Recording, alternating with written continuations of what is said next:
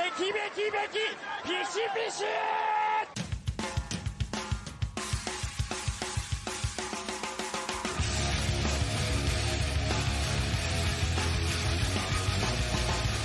listening to the Voices of Wrestling podcast with your hosts, Joe Lanza. X out, go listen to some boring podcast where they're afraid of their own shadow.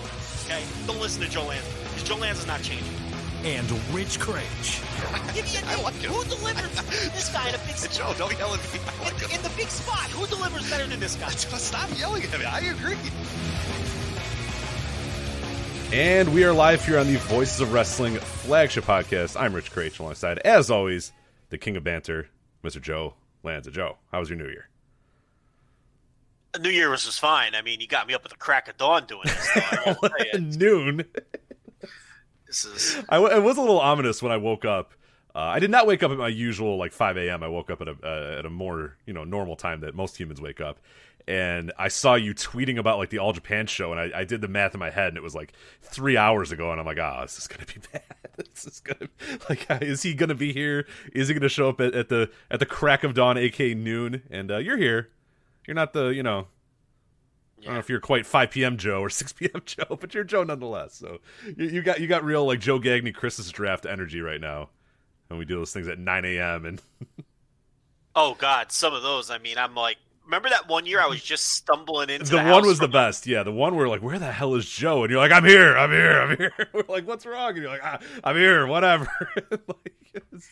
We're like, God, you sound like death. You're like, I haven't slept. I'm like, okay, Jesus Christ. Yeah, well, it was 9 a.m. and it was on a Saturday or Sunday morning or something, and it was during my Wild Man days, and I had just stumbled into the house from a very questionable Tinder hookup, highly questionable. The later it is, the more questionable it is. This was at 7 a.m., so I'd imagine this is pretty questionable. So. It was 4 or 5. Yeah, listen. Yeah, that's. I mean, that's really where you should just shut the thing down and go watch some 70s All Japan or something like that instead of. They call me All Night Lanza for a reason. I didn't get over there at 7. I got over there at 4, and then got home at 9. But it wasn't even worth it. I mean, I spent 4 or 5 hours with her, but it still wasn't worth it. It was awful. It was highly questionable. I stumble into the house just in time for the festive Christmas draft with the two most pure people that you could ever, Joe Gagney and Alan. I mean, they don't need to hear about my debauchery. I mean, it's bad enough that you have to hear about my debauchery. Those are the two very pure souls.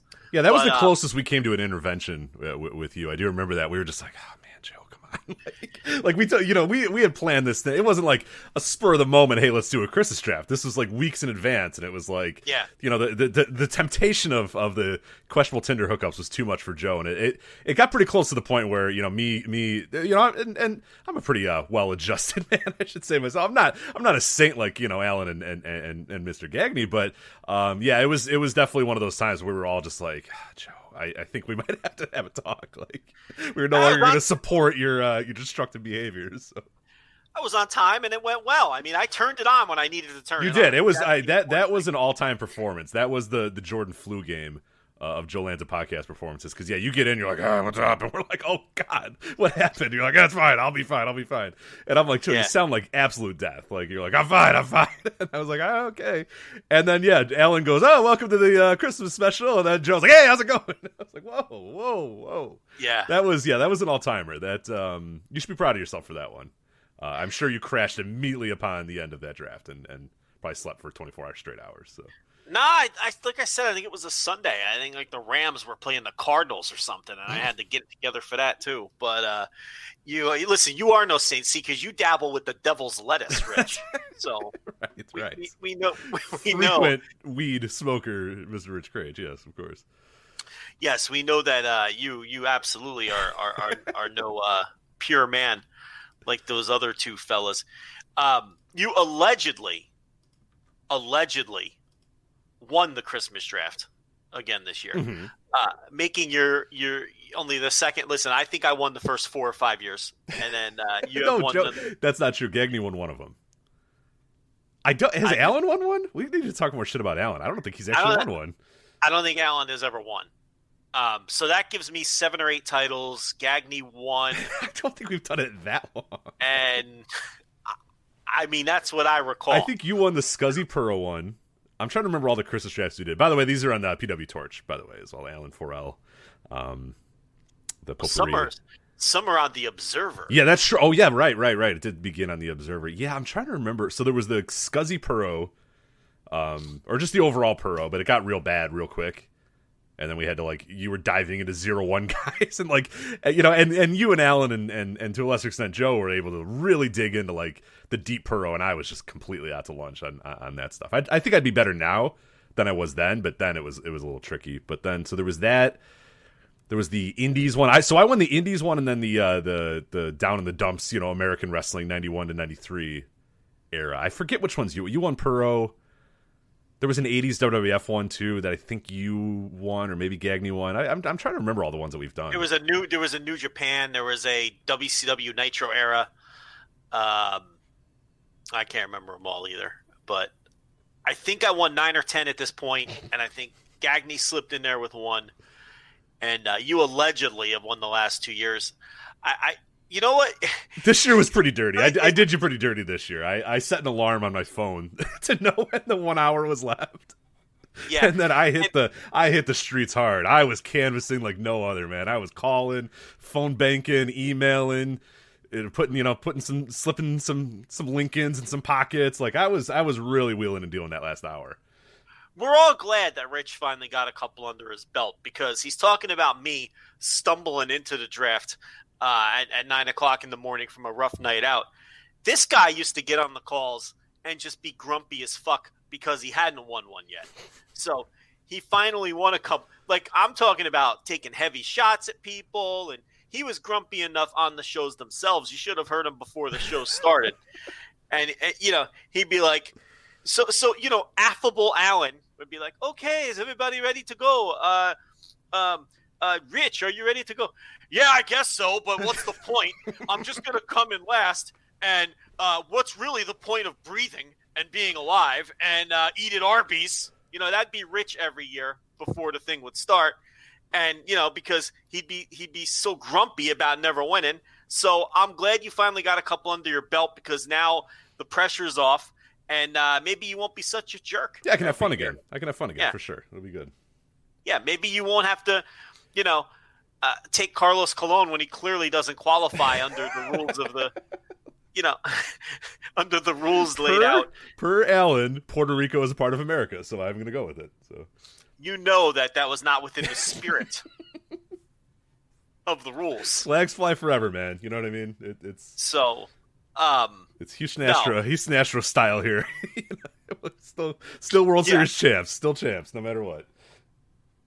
Yeah, but you know, now at least, you know, you won't be so savagely angry at us next year. The problem is we're running out of draft ideas. I mean, pretty soon, you know, the Christmas draft is going to be like, you know, CZW from 2006 to 2011.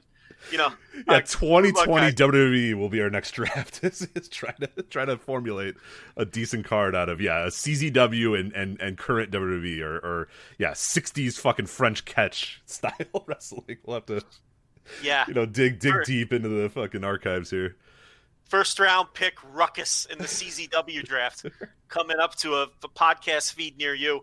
I really don't know what direction we're gonna go. You know, I mean, what else could we do? It's got to be hard. Who comes up with the topics? Gagne, right? I believe it's Gagne. Yeah, that comes up with them. So we got to do something that Rich knows nothing about we got to level him back off and humble him. So let me think. Maybe we should do like Dying Days AWA or something like that, and have Rich scrambling on Wikipedia looking up Crusher Blackwell, right? Trying to figure out which way to go with that, you know. And then because that's a good punishment pick. Like if you double pick in that one, we should give you Buck Zumhoff. You got to have Buck Zumhoff. right. Yeah, you have to have multiple sexual assaulters on your show. So right. Yeah, that's not a bad one. Yeah, someone suggested 70s NWA, Dory Funk Jr. #1 pick, I'm sure. So oh, that fucking guy. Can we not talk about Dory? I cannot believe that this year fucking started with you and Dave Meltzer arguing about Dory Funk Jr. for hours on end. It was just every time I look back at my phone, I was like, it's still going on. How is this still going on? I got texts from people that were like, tell Joe to stop. Like, there's no way this year should begin with a Dory Funk Jr. argument. So yeah, on New Year's Eve, no less. I know. I was looking down, and I was like, what? Well, I got nothing going on New Year's Eve. That's a drinker's holiday. That's never been much of a holiday for me. I hate it. I'm not a big fan of it either. So the last 7 years, I've usually spent it bunkered down, desperately trying to finish up the book while you're off getting drunk, worrying that the books never come out because I've got 17 profiles left to write. But this year, I was done with the book the day before. Plug the book, Rich. Go ahead and plug the book. voicesofwrestling.com/books, the New Japan Year in Review ebook. It is up. It is live. It is the #1 bestseller on Amazon as well. I don't need to qualify it by saying in the wrestling division. I'm just going to say #1 bestseller on Amazon because that is not incorrect. Beating the Young Bucks, beating Jim Ross, beating a bunch of erotica. The erotica stands no chance this year. We used to be neck and neck with the erotica. The erotica is so far behind us. We're so far past it. But voicewrestling.com/books, profiles, essays, stats, a foreword by John Moxley in the book. I mean, it is a ton of stuff. And the best part about it that we always say, you can download it for free if you'd like.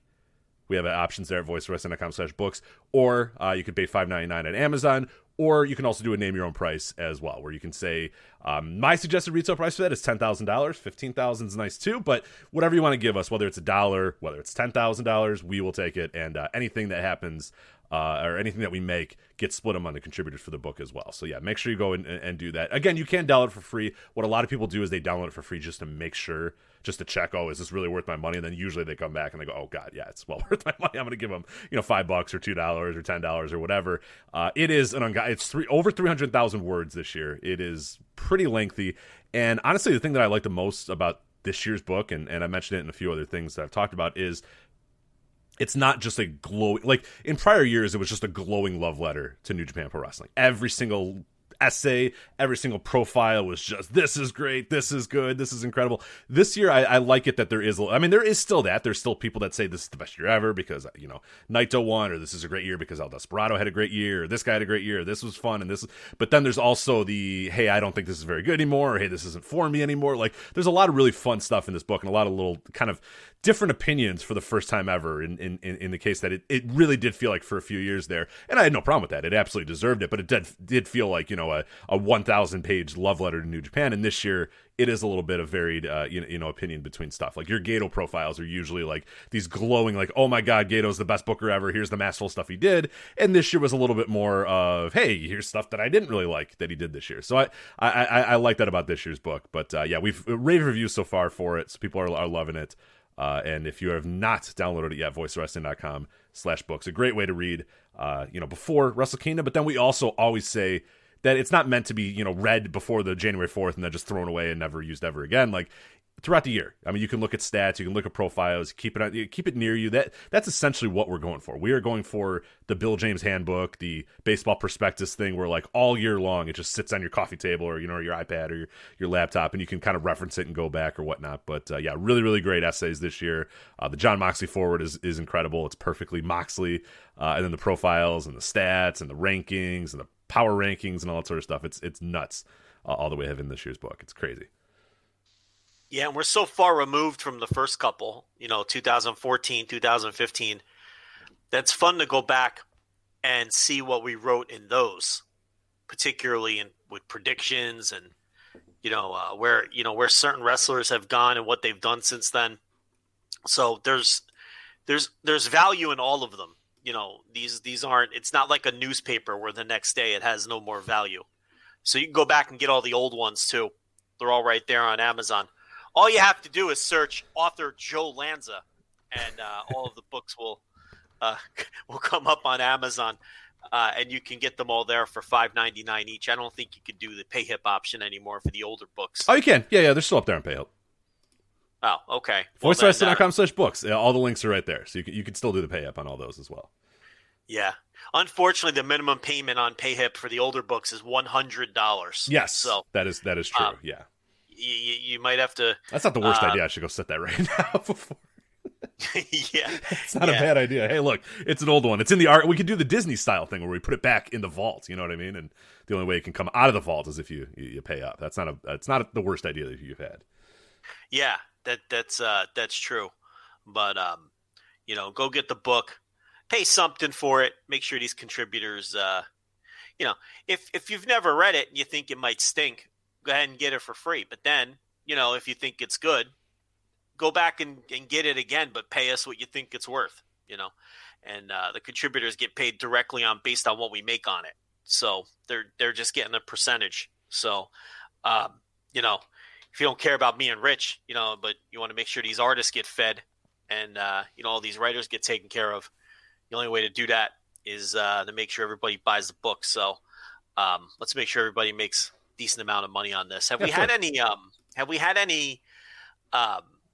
benevolent invest? Every year we have one or two people like anonymous spend an exorbitant amount on the book. So far I think the highest I've seen is 20 this year, but I have not checked in a few I haven't checked in a few hours. So let me see if I can do a quick little search here, because that is always fun to see. Like, someone just goes nuts with it and gives us a shit ton of money, which is awesome, because there's also a lot of fun names that you can reveal in the emails every year too, where we're like, oh, hey, look who bought the book. That is always a fun. Yeah, which, some of the newer contributors, that guy you're writing about. Just be careful. I always say, don't be careful. He might read it. Yeah, so, you're going to bring listen, I'm not saying don't bring the fire. I bring the heat, but they might read it. So, we've had a number of these people reach out to us as well. It's not, hey, I read my profile, and they're usually pretty cool with it. But there's some guys that are like, just to let you know, like, this, like, yeah. So, but that is one thing that I've always because we always tell people, hey, be aware that like people might read this thing. You know what I mean? Like, people that you might be writing about a guy who may read it, but we always say that we don't mind that, and what we end up finding out. Because I think a lot of people get scared. They're like, "Oh no, it's like I don't want to say something about this guy, and he's going to get mad or whatever." More times than not, your actual professional wrestlers, your real pro wrestlers, not your little like scuzzy indie dudes that get upset about every fucking thing or whatever, but your actual pro wrestlers, like those guys don't mind. They really don't care. They'll usually say, "Hey, look, whatever," but like just to let you know this or this, and if they are mad, they're mad for like 10 minutes and then they're not really mad, or a lot of them will take it. I think a lot of them enjoy it. I think a lot of them hear so much praise and so much backslapping and stuff that they like an idea of somebody being honest with them, and it makes them reflect on it or whatnot. So that's always what I say. Like, yeah, there are a few that will definitely get upset and get annoyed or whatever, but more times than not, we have a guy that will say, fuck you guys, yeah, whatever, and then like 2 minutes later be like, I appreciate you guys are cool. So type stuff. So I think there's always this hesitation to write about people or to be actually critical if you want to, but yeah, I think more of these guys appreciate it than you would think. I think a lot of these guys are like your real pros, like I said, not your scuzzy indie guys. They get upset about everything. Appreciate's a strong word. I mean, we've had a few, like who wrote that? Remember that? That one? Who wrote that? Did so and so write that? We're like, no, so and so does not write here. Swear. He did this wrestler swore that someone who he obviously has a lot of heat with wrote an article on our site under an assumed name to get him. And we had to like convince this guy. We're like, we promise. Like, he wasn't even, like Rich is saying, the guy wasn't even he wasn't thrilled with the content of what was written, but it wasn't like it was going to ruin his day or ruin his life. But if the person he thought wrote it had written it, it was going to ruin his day and ruin his life. And he thought, anyway, it wasn't the person he thought that wrote it. This is such a terrible story without using the names. I know, but we can't. I can't use the names here. Yeah. And it really was just one of our writers. It wasn't, anybody using an assumed name or anything. And eventually we convinced the guy. But yeah, it's like we tell everybody who does any audio or writes anything, assume that whoever you write or talk about is going to read or hear it. because in many cases they're going to, and that goes for the book and as well. And it also depends what language. I mean, don't think that because they're not primarily English speaking that they don't also read it. Yeah, that became a thing that we found out a few years ago, that it is not just English speakers that read our stuff. So, no, you truly never know. But somebody paid $35. Somebody paid $35 for the book, which I think is a fantastic price. So whoever did that, you're cool, and everybody else, you should probably also pay $35. So yes, everyone go back and pay $35, and go read the book that the pros read. That's a good.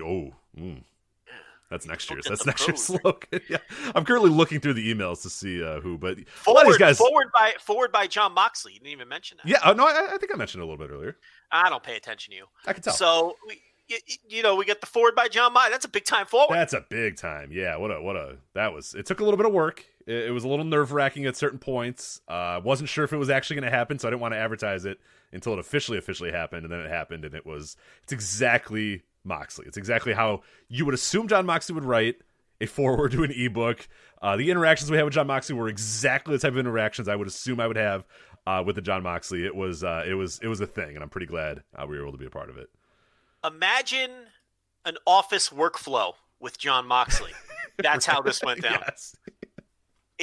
So it was, and I'm not even burying the guy. No, it's exactly how dude, I wish I could live his life. Like that he has the attitude to life that I wish I had, but I don't have. Replies to emails with no subject in 3 words. Right. It's just so fantastically Moxley. The whole process. To kind of pull the curtain back. So essentially, we had reached out to him. We had, talked to him, and he said, yeah, I'm down, I'll do it, or whatever. He goes, and I gave him a bunch of info, and he's like, just remind me, kind of Lanza style, just remind me whenever you need it, or whatever. And I was like, okay, he's, let me know the last day I can give it to you, type thing. Like, what's the absolute last day I can work on this thing for you guys? So I decided to bump that up about a week and a half, just in case. I wasn't literally going to tell him the final day. So I reach out to him, and he goes, thank you. Yeah, I completely forgot. All right, cool. I'll do it for you this week. And I went, okay, cool. No less than 3.5 minutes later, boom, here it is. Like, here you go. There, how's that good? And I was like, yeah, that's good. All right, cool, thanks. The end. Well, not before asking us, hey, do you guys watch Pro Wrestling Noah and shit? And we're like, yeah.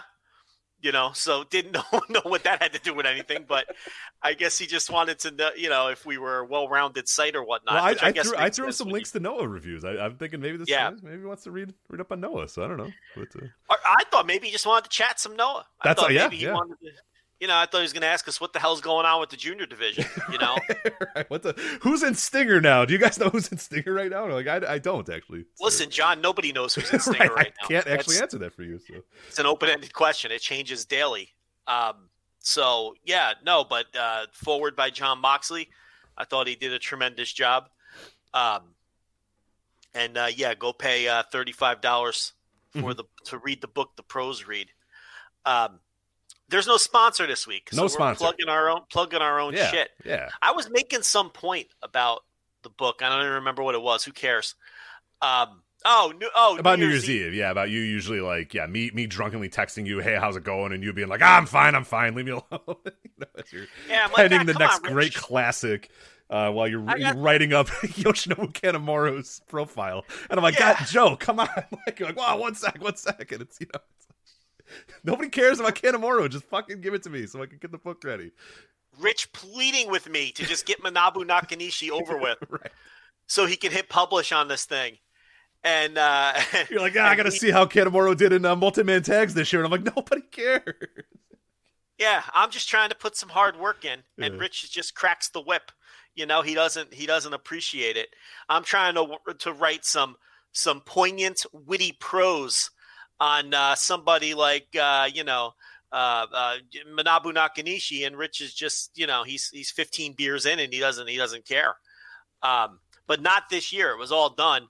Instead, Dave Meltzer got mad at me for saying that Dory Funk Jr. stinks, and I think it just goes to now. I've tweeted that Dory Funk Jr. stinks many times over the years.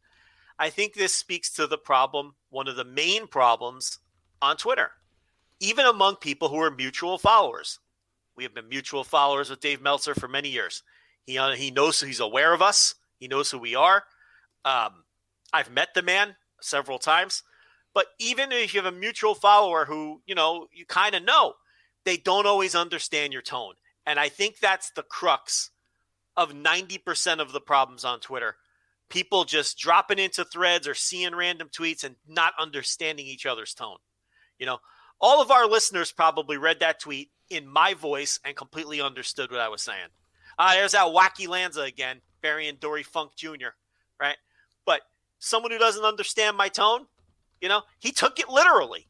I think if I would have said, hey, Dory Funk Jr., I find him boring, he probably never would have replied, and none of this ever would have happened. But because I said Dory Funk Jr. stinks, right? He's like, that's where the problem came in. Right. And then it became a debate on, wrestling critique theory and all of that, which I still disagree with the points he was making. But it wasn't like a fight or this or a knife fight or this angry thing where people are unfollowing each other. It was nothing like that.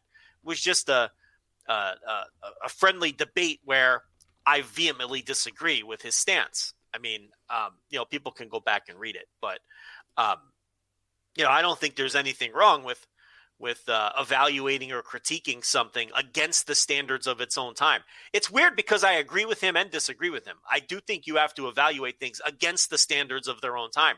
Rich and I talk about that all the time. Yeah, one of our early mantras of the show when we were arguing with people constantly about, interestingly enough, New Japan is I think what started it. New Japan and the American Indies, which is funny because in 2020 we became public enemy number one for the Indies and New Japan, even though we spent the first 5 years of this podcast arguing with people about how great the American Indies and New Japan were. So. Oh, New Japan hardcores hate our guts now. Absolutely fucking hate us. Yeah, we are rent free in their fucking minds too. It is pretty hilarious, but.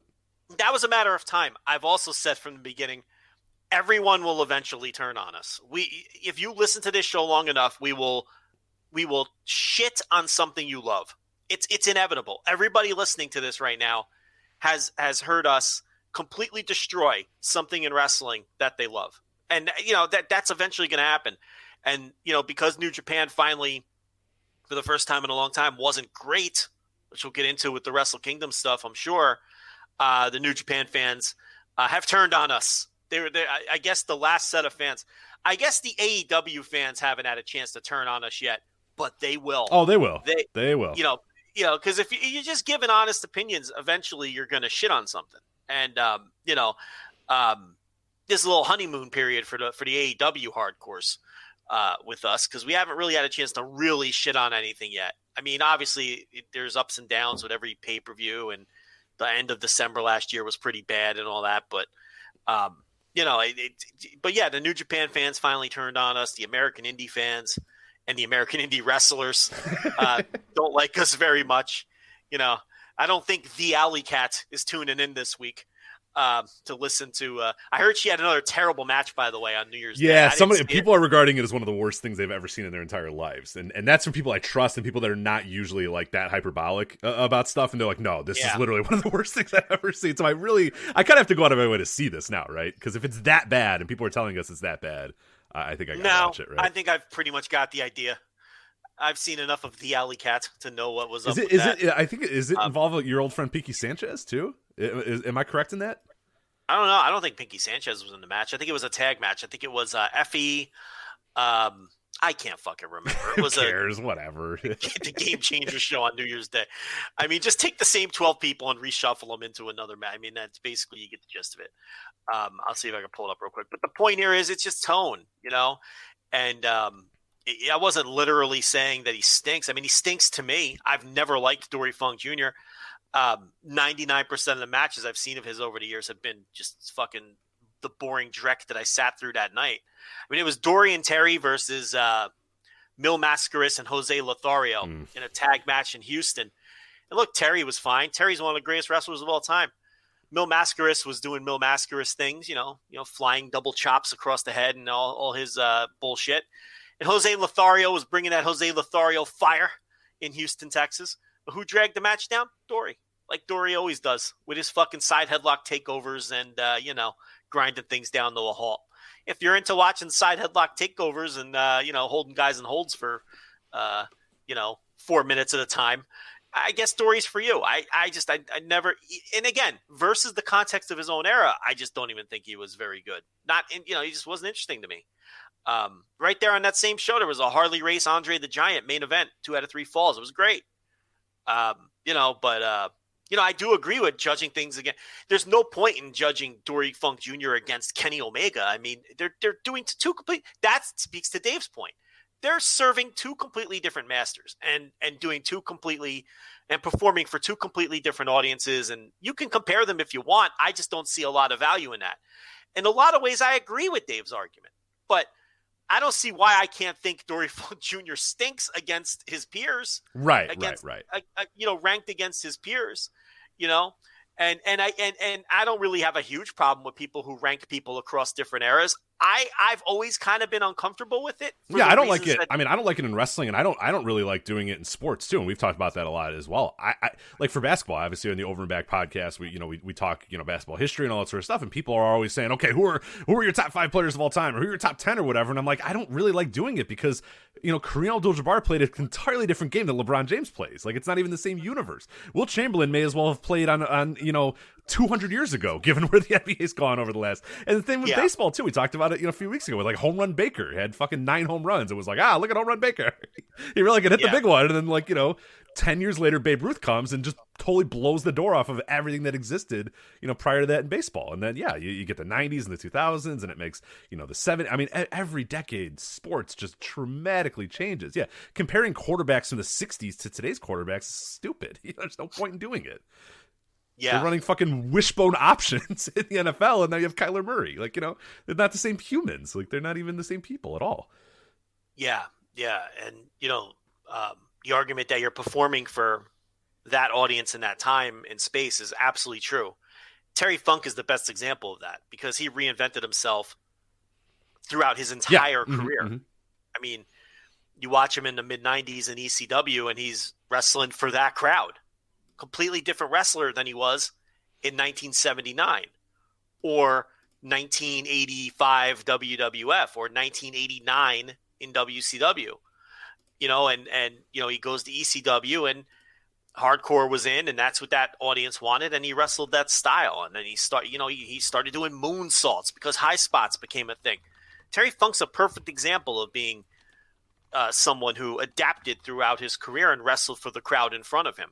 So I completely agree with all those arguments. I disagree that you can't go back and watch old footage within the context of its time and then have an opinion on it. I mean, so that part I completely disagree with, even though I agree with the basis of his argument. Yeah, I think a lot of it comes down to maybe not knowing how much you've seen or not. And that's the problem with Twitter too, is people jumped on it and acted like you have never seen, you just randomly stumbled upon a Dory Funk Jr. match, watched one of them and said, this guy fucking sucks, I hate him. And it's like, no, trust me, I'm an idiot. I watch a lot of this bullshit. You'll spend nights watching old fucking 70s wrestling for no goddamn reason. That's why I made the tweet. I was watching that 1979 Houston house show that night. That's what I had on, and it was just a stream of consciousness tweet. I was tweeting about the show. I had a couple different tweets about that show that night. And how, it was a terrible show, by the way. Don't go watch that show. I mean, it's a decent show on paper, and then it was terrible. I mean, outside of the main event, the women's match was okay. There was, the show was bad. But Houston was never a great territory. I mean, it's very slow-paced, and even for its time. But as our pal Justin Bissonette pointed out, it wasn't really a territory. It was really just one city that kind of ran independently of the territory it was in. But nobody needs to get into all that on this show. That too, exactly. And that's what I was speaking to. You don't always know who you're replying to or who you're talking to. And I have no idea if Dave Meltzer is aware of how much Dory Funk Jr. I've seen. So, I mean, that's why I wasn't angry or anything. Plus, you have to understand – you have to know a little bit of something about Dave, number one. And it's you have to understand that not everyone who's arguing or debating with you is always doing it with evil intentions. They don't always think you're an asshole. And sometimes you're just having a disagreement. And look, at least we're having that kind of debate instead of the kind of shit that people argued about last year, and it's like, this is just a innocent, stupid wrestling critique debate. And hopefully there's more of that. And, less arguing about shit that has nothing to do with wrestling, on wrestling Twitter. But, and a lot of it's a terrible year. We all know that. Yeah, I don't know. That was the Dory Funk Jr. thing. What else are we doing on this fucking show? So we have a format for this fucking thing? On this fucking show, we are going to talk about Wrestle Kingdom. We're going to preview both nights of Wrestle Kingdom. We are going to touch on as well. And we, for people that don't know, I mean, obviously we recorded our show last week, early in the week. I think we did it on Tuesday or something like that. So obviously we wanted to avoid the Christmas holiday, and as such, we unfortunately missed the news of Brodie Lee's passing. And we were able to obviously, digest that over the weekend. Watch the show that AEW put on this week as well, which I thought was just an all-time great. Not even just an all-time great tribute show. I think it's like unquestionably the best tribute show I've ever seen in pro wrestling history. But one of the all-time great wrestling shows in history. And I really, truly, and like that's not hyperbole. Like when it was done, it was like wow. Like you just kind of had this feeling like they fucking knocked that out of the park in the best way that you can possibly do it. And it sucks that the circumstances were what they were, and I hope they never have to do it ever again. But you will the new standard's been set for how to properly honor a fallen comrade, or properly follow a fallen wrestler, fellow colleague, whatever. I mean, that was just what a show. That was, and again, it's absolutely terrible the circumstances that happened. But let's react a little bit to the Brodie Lee stuff. So obviously his passing away. Now we're like a week out from it or whatever. So that everyone's kind of giving their reactions and their thoughts about that. We got a very ominous DM that it was the 26th, I think, that someone said, "Hey, do you know about the death in AEW?" And I'm like, "Oh God, no! What are you talking?" And like they're like, "Oh, it's really like it's somebody that you're never gonna guess, or it's completely out of nowhere, untimely." Untimely or out of nowhere." And like my brain immediately goes to Jake, Arn, Tully, you know what I mean? Like those sort of guys, mostly goes to like guys like Jake or whatever. And I'm like, yeah, we're just thinking older people. Right. Yeah. Like when they say untimely, I'm thinking, yeah, I didn't hear, I thought Jake was doing well, but maybe he came down with something, or Arn, whatever. And then to come to find out, an hour or so later, I get a text that goes, "Oh my God, Brodie Lee." And I'm like, oh God, is that who died? And I'm like, no way. And I look and it's like, holy shit. He's the one that died. And it was like, I was not prepared for that whatsoever. I was like a nervous wreck when we got that text about the death. And I'm thinking in my head, I'm doing the dumb, stupid kind of death pool thing, thinking, oh man, who's, who could who was sick or all that sort of stuff. I never in a million years would have guessed Brodie Lee, and absolutely gutted when I saw that news. Well, it all made sense when the news came down, because then you're like, oh, well, this explains why he's mysteriously been off TV for 2 months. And, it really speaks to the culture of the company that remained completely under wraps. I mean, it's pro wrestling, and you could always find somebody willing to talk or spread a rumor or say something they're not supposed to say. But that remained completely under wraps. The dire state that he was in towards the end. And I think it just speaks to the culture of that company, and that locker room, and the respect they had for him and his wishes too, and his family's wishes. This guy, obviously, with everything that everybody has seen over the last week. I mean, I don't think I've seen this much unanimous praise of a human being that I've seen. I think everyone would agree. Yeah. So I think that has a lot to do with it too, because he was so universally loved by everybody he ever met. I mean, I've never seen this kind of, and you can just feel that it was from the heart from everyone who wrote or spoke about him over the last week. So you combine that with the culture AEW has, and they followed through on his wishes, and it really did remain private until he did pass, which is incredible. So that's number one. Number two, the show itself was, like Rich said, it was awesome. It was just, you hope you never have to see one again. You don't want anybody to die who way before their time like that. Just, we don't know all the details, obviously, but obviously he came down with this awful, whatever disease it was. It's just terror. It's just a horrible story. This got a 3-year-old who probably is never going to remember him. Yeah. You know, but what that 3-year-old will have is this show. And what this 3-year-old is lucky enough that a lot of people in their position wouldn't have is their father, you know, was on television for a decade or whatever. And at least that kid, I think his name is Nolan, will have that, you know, but it's a shame that he won't have any real memories, likely won't have any real memories of his father. And you know, the other boy is probably only 8 or 9. And now there's a wife without a husband. It's just, and you know, this one, you know, hit me kind of a different way, especially watching, you know, the tribute show. So just from that perspective. And I just think Tony Khan and everybody else who had anything to do with putting that together, just, you know, they just did a tremendous job. I mean, that was great for the fans. I think it was great for the wrestlers, and you can just feel the heart that was put into it. And it was great for that family. Mm-hmm. And that's a piece of footage that they can watch forever. You know, whenever they're missing the guy, they can watch that and, you know, and see how much his peers cared about him and loved him. And I know that company is going to do right and take care of them the best they can. I mean, they're going to be okay because that company and Tony Khan and all of his friends and his peers, they're going to take care of those people. We know that. And it's just there's no other way. It's just it's horrible, you know? But yeah, this set the standard. And I haven't done TV reviews in 2 weeks. First was Christmas. And then this, I don't know. I just didn't feel like doing it. I mean, I don't want to do a show where, you know, I can get back to ripping on wrestling next week. I didn't feel like reviewing this. No, you can't review this show. You know, this is. I mean, I guess you can. You could, but I mean, what do you? I mean, we're doing it right now. But right. I mean, I can't. I didn't. What I didn't. You know, I sat down to do audio this week, and you know, I would have said a lot of things I'm saying now, and I said, look, I decided I'm not going to review the matches. It's pointless. I'm going to sit here and critique. John Silver's arm drag. I had a blown spot in a match that's tributing, you know, their dead friend. Like, yeah, it'd be ridiculous.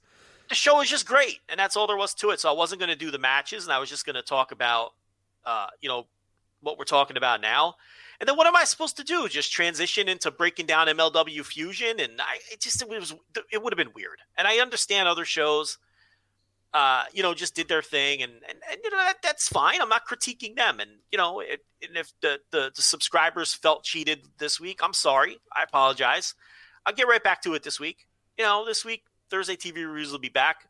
You know, I just didn't feel like doing it. And it wasn't because I was like depressed or especially, it was just because I felt like it would have been weird, especially the kind of show that I do. You know, it's, you know, the Dynamite the week before, I had all of these like, in my I'm looking at my notes from the Dynamite the week before, and because remember, this news broke on the 26th, mm-hmm. which would have been, that was the because there was 2 straight weeks of TV reviews.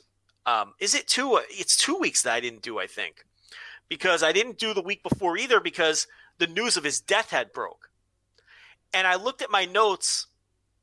And I had all these like gimp jokes for Evil Uno that I had laid out. And I'm like, I can't do any of this material. Guy just died, you know? So that killed off that week. And then this week I didn't want to do. So that's why there's been no Thursday TV reviews, a combination of the holidays and, you know, the tone was just off. And I'll be back next week.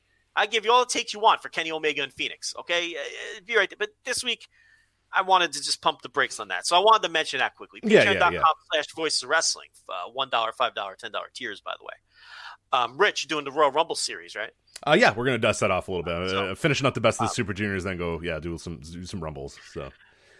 So yeah, I mean, it's just great. And because this tribute show, you just felt the heart. That's the word. I mean, my wife sat down and watched this. She knows nothing of wrestling, didn't know who this guy was from anyone.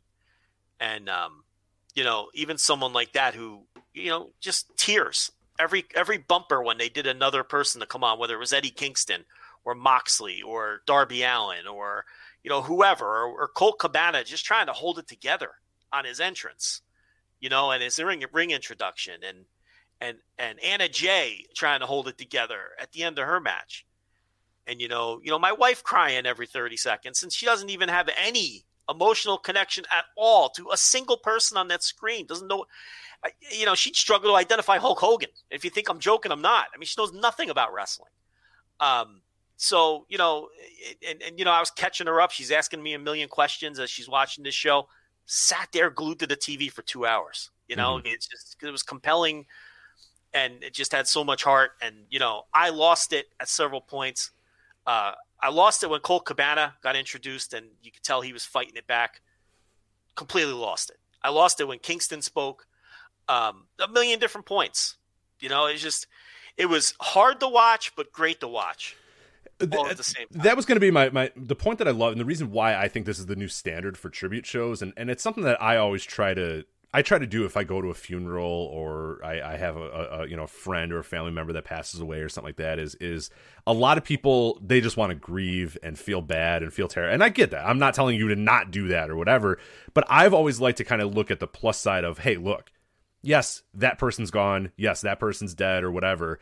But man, like, we had this memory and that memory, and we did this and we did, and I thought that this episode, more than almost any other wrestling tribute shows, and obviously there's some really weird ones, the Benoit one, which I will never in a million years ever watch again, ever. I watch it in real time, and I never want to go back and ever do that one again. But like, you look at like the Owen Hart one or the Eddie Guerrero one that WWE did, and I'm not saying that those guys did it wrong. Like, there's no wrong way to do a tribute show. It's what you feel at the time. But one thing I loved about this tribute show is that instead of just tugging at your heartstrings and pulling you down every single second and being sad and sad and sad, it was sad as hell. It was a very sad show. But then there was also really, really cool moments, really fun moments. MJF being able to play a heel and be a pro wrestling heel and get his comeuppance and have Brodie Jr. hit him over the head with a kendo stick is so perfect because it's so pro wrestling. It's exactly what pro wrestling should be and needs to be. And it's what pro wrestling, it's the art form of pro wrestling that they can do that really no other art form can do it as well as pro wrestling does. Where you can have somebody die, you can have a bad guy talk shit to the kid whose father just died, and then that kid hit him over the fucking head with a kendo stick, and everybody go, yeah, fuck that guy, and it's awesome. Like, that is great. Like, nobody else can do that. You know what I mean? Nobody else can do that, but they can. Pro wrestling can do that, and they should do that. And I love that they did that, and I love that most people, I don't know, there was probably some corners of the internet that were upset and offended and all that sort of stuff, but I like that most people got it and said, oh, MJF's just being an asshole so that the kid can get a really cool moment where he's smiling and everyone's rooting for him and cheering him on so that he could beat up this guy. And it's like, that's pro wrestling. You know what I mean? Like, we always argue when people say, oh, that's offensive, or, oh, it's go away heat, or da-da-da-da. If the heel does something that's annoying or offensive, or you hate him or whatever, good. Let him get his fucking comeuppance, and that's pro wrestling. The pro wrestling should be that way. And I love that they did that in this show. I love it. Yeah, there was like this balance. Like, it was this clearly a tribute show, but it never drifted completely out of canon. The MJF stuff, and then Eddie Kingston coming out and not his tribute video, but when he came out for his match and said what he had to say about Brodie, but then he pointed at the Dark Order guys or whoever he was wrestling, and he was like, but he worked it in. I think he said something about, now your leader's gone and I'm going to kick all your asses. Right. It's like they weaved it all.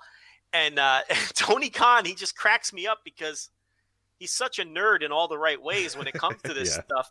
And he thinks the way that we would think.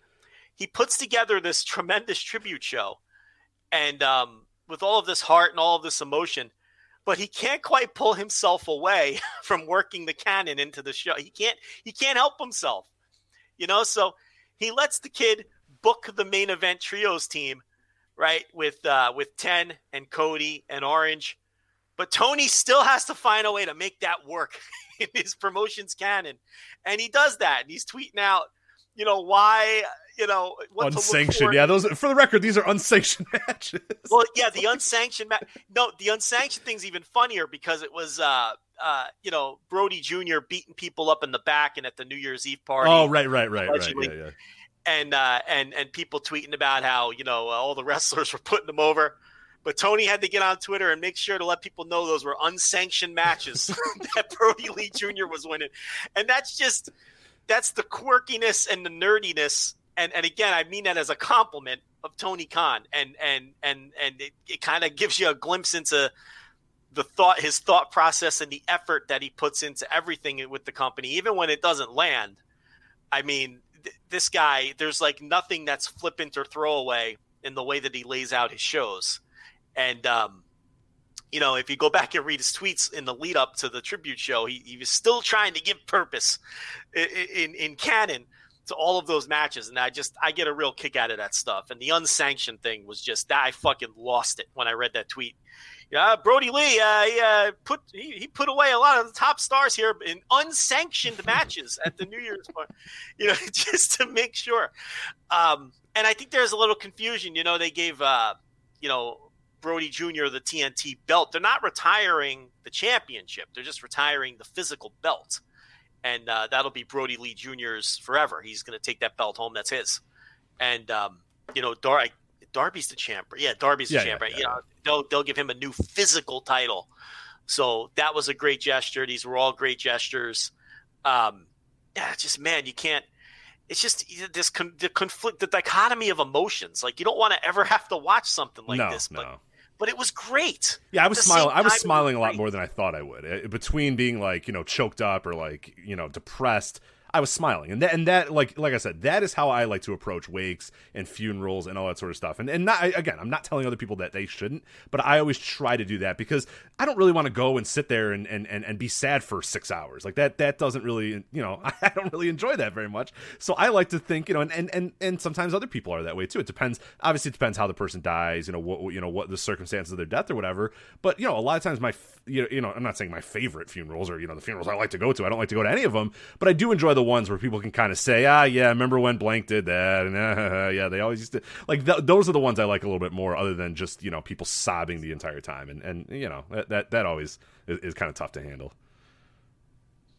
Yeah, and it was an escape, particularly for that kid. I mean, look, his father died just a couple days earlier, and he was handling things so well, but this is a giant party really for that kid. And that's, and in addition to being something that was cathartic for fans and for the peers, but it was really a giant party, so that kid could escape for 2 hours. Yeah, that's all. Yeah, I remember me and my cousins went to Chuck E. Cheese when like our grandpa died. Like that kid, Daly's place was Chuck E. Cheese for that kid. You know what I mean? And he got a kendo stick. I got Papa Shot, and he got a fucking kendo stick. So it's perfect. yeah, and the aftermath, and now you could tell how all the wrestlers truly have a bond with him, and and that kid's gonna have a rough go. I mean, his father passed away, and that's gonna be the best couple days of his life. Oddly enough, sparked by this awful, terrible tragedy that's gonna lead to a lot of the worst days of his life. So at least he gets that.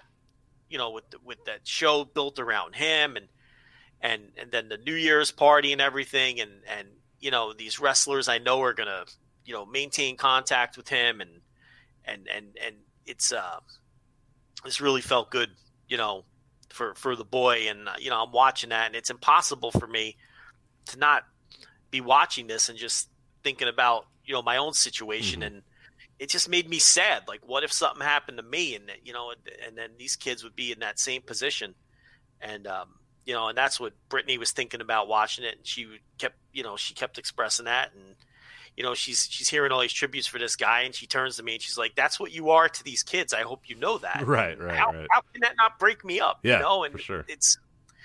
It's really puts everything into perspective, because you don't view your everyday life as you're doing anything special, right? But to some people, your everyday existence is something special to them, so all of this then relates. I don't know. I didn't want to get into all that, but yeah, just a great show, and one that we even sent a note to Tony Khan, like, that was incredible, and I hope you never have to do it again. I hope you never have to put something like that together ever again. And it's also something that is going to unify that locker room and that company too, because, now they're going to see, it isn't talk. I mean, this company does care. Yeah.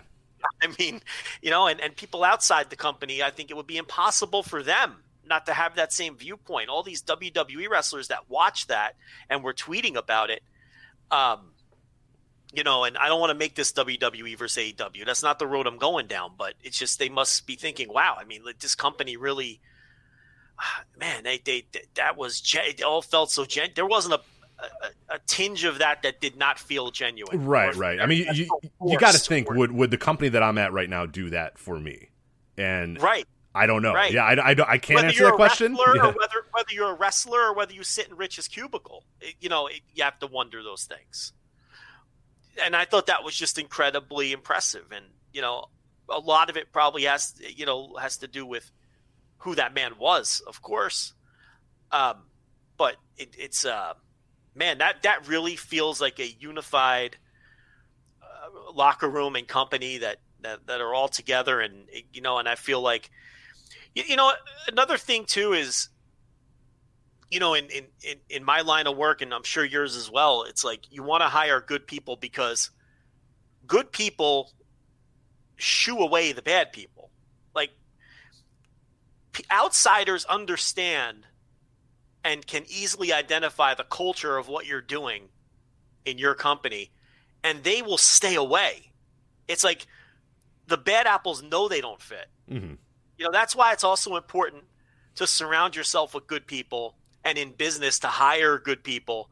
And I tell my managers this all the time. I'm like, you have to hire the best people possible, not just because, it's good for business, but because good people attract good people and ward off bad people. I tell them all the time, someone walks into your restaurant and they see a staff of good, well-trained people who are friendly and are just good. They recognize that. And if they're a bad person who know they're not going to fit that culture, they're not even going to ask you for an application. But other good people will, because they're going to feel like they fit that culture.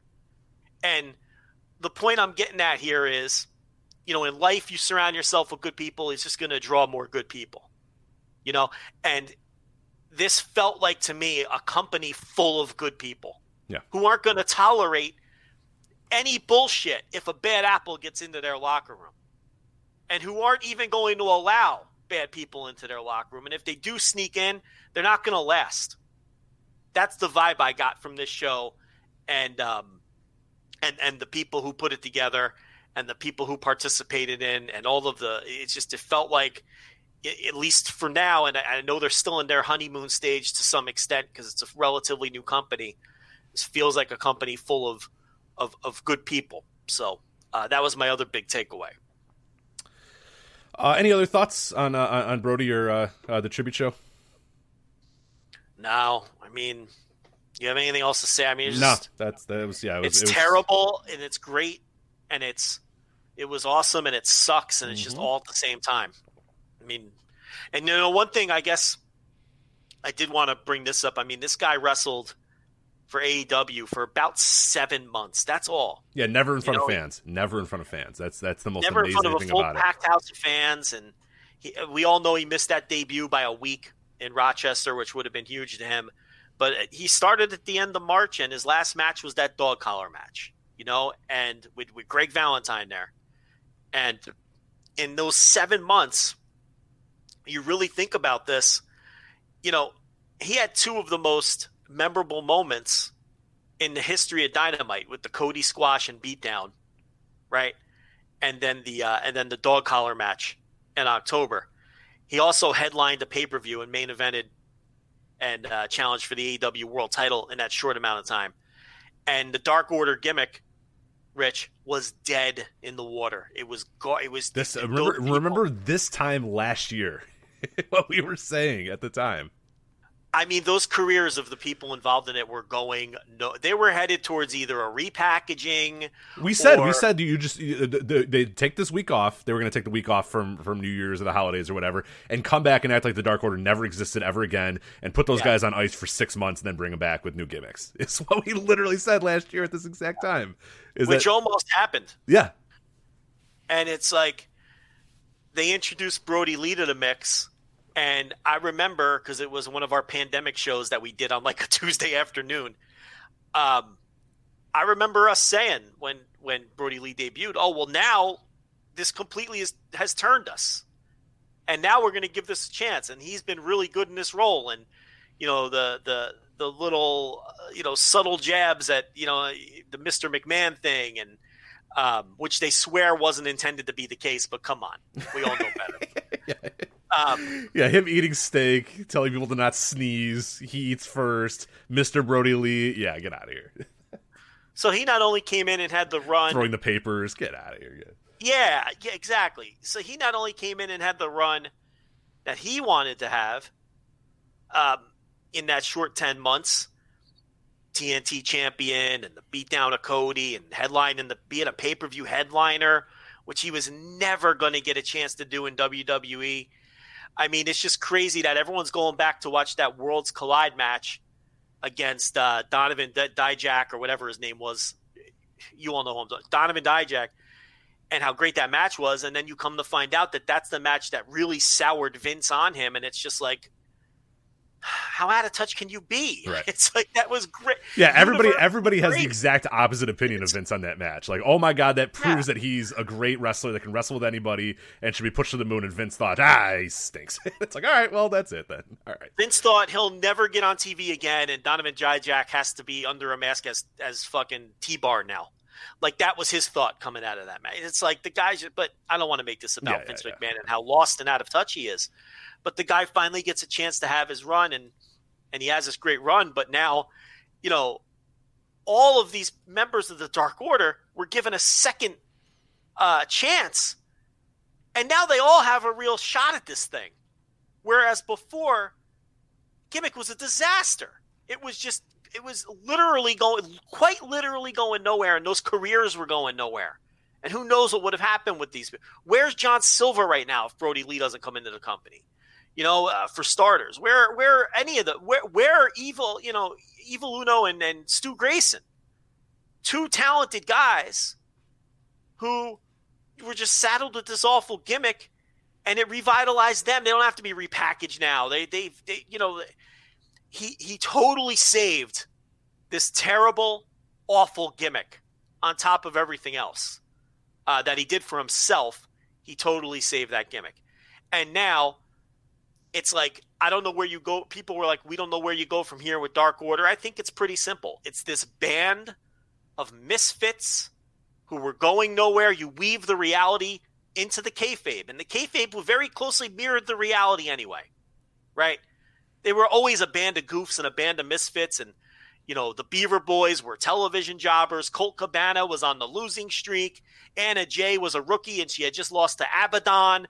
They were all misfits. Alan Angles and 10 were dark jobbers, and the idea was Brodie Lee was bringing them together and making them believe in themselves and making something out of them. And I think ultimately they would have ended up as baby faces anyway.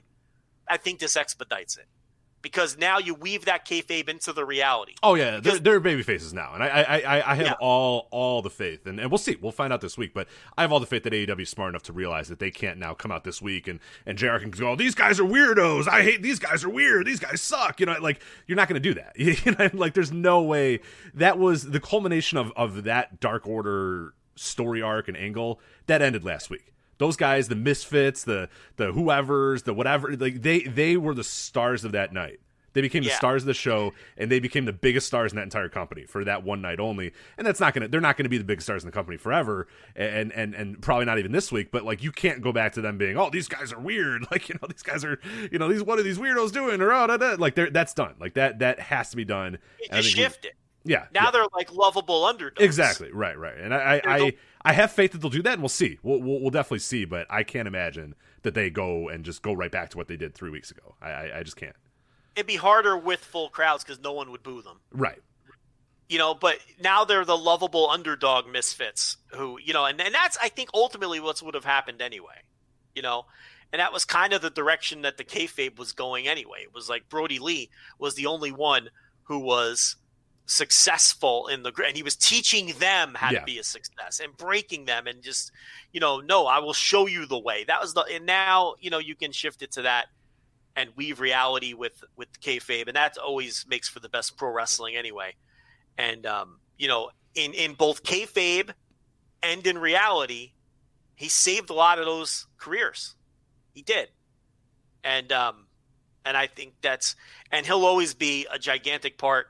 And hey, and a lot of people may have missed this or may not even know, but Brodie Lee is loosely connected with this website and this podcast network, because when Chris Harrington, who is, I think most people understand by now, very tight with Brodie Lee in real life and was for many years and came up in the wrestling business with Brodie Lee. Chris Harrington was in the wrestling. Do people even know that, Rich, that Chris Harrington was involved in pro wrestling? And he was training to be a wrestler, which is yes. no offense to, Chris Harrington, but I would have taken his money. But I think I would have been honest with him and said, Chris. Hey, Chris, pump the brakes here, buddy. Have you considered spreadsheets? Have you considered being a manager?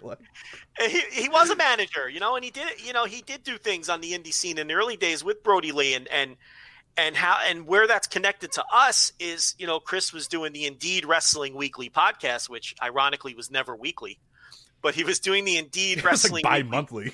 If that, So he's doing the Indeed Wrestling Weekly podcast, which would eventually become the WrestleNomics podcast and end up under this podcast network umbrella. But his sometimes co-host on Indeed Wrestling Weekly was Brodie Lee, under the alias, because he had already made a name in indie wrestling by then, of TC Watts. TC Watts was Brodie Lee, and he was the part-time co-host of Indeed Wrestling Weekly, which then morphed into WrestleNomics, which then brought on Brandon Thurston Howard, who also knew Brodie Lee personally and wrestled Brodie Lee, and their match is on YouTube.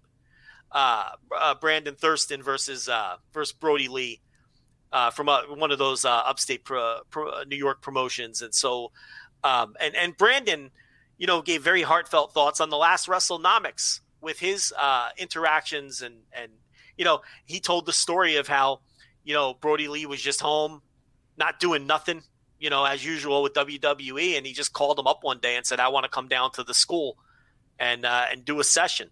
Didn't charge anybody money, didn't want anything out of it other than to come down to the school and work with Brandon's kids and trainees, and he talked about that in the opening segment of WrestleNomics and gave some anecdotes about the match he had with him. And so there's a lot of connections to, this website and people that we know personally. I don't know Brodie Lee. Rich, I don't think ever met him either. Never met him, yeah. But we know people who were close to him and were tight with him. So that hits a little different too, because you feel so bad for your friends and who were so close to him and everything. And Mookie is just, knocked it out of the park on Twitter, putting up pictures and posting memories and things like that too.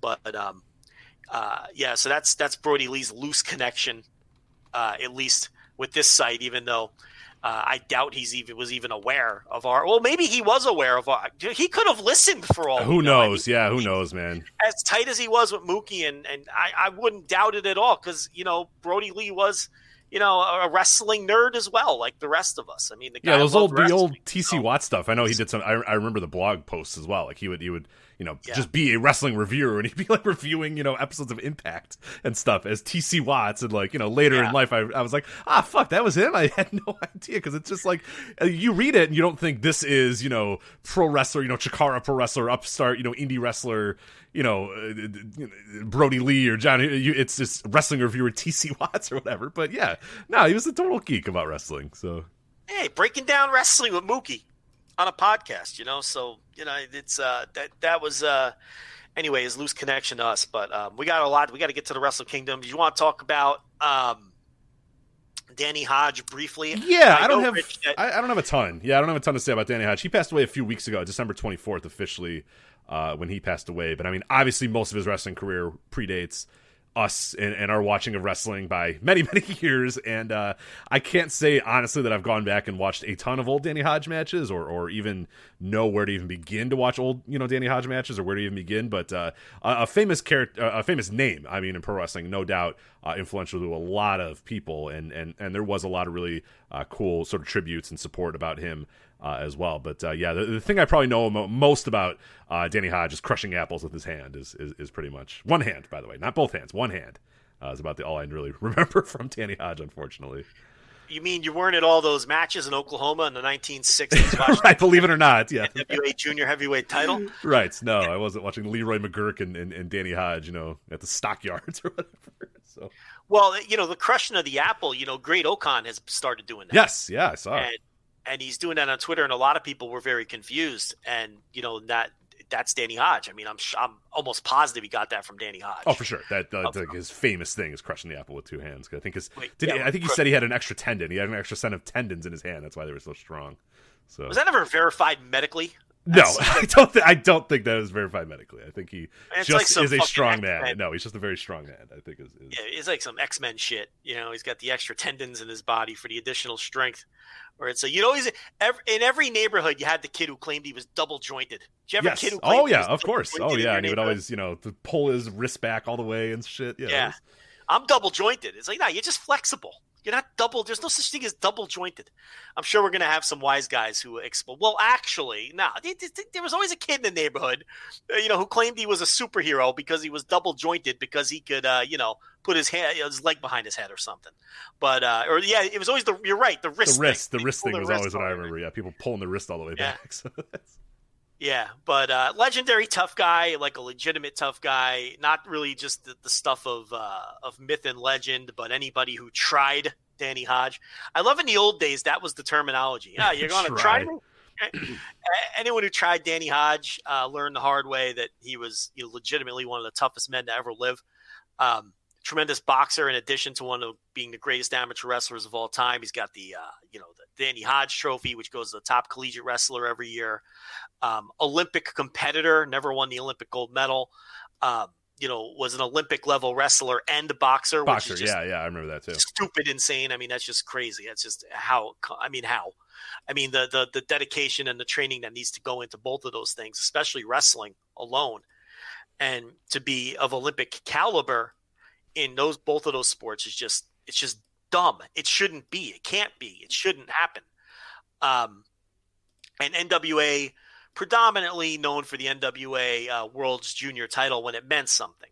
When it meant something at the time, as opposed to in the aftermath when that title would who were some of those guys in the 70s and 80s? Your Denny Browns and Les Thorntons and those type of guys. Where, no offense to them, but those were preliminary fucking wrestlers, as Jim Cornette would put Nelson it. Royals and Nelson, yes, that whole crew.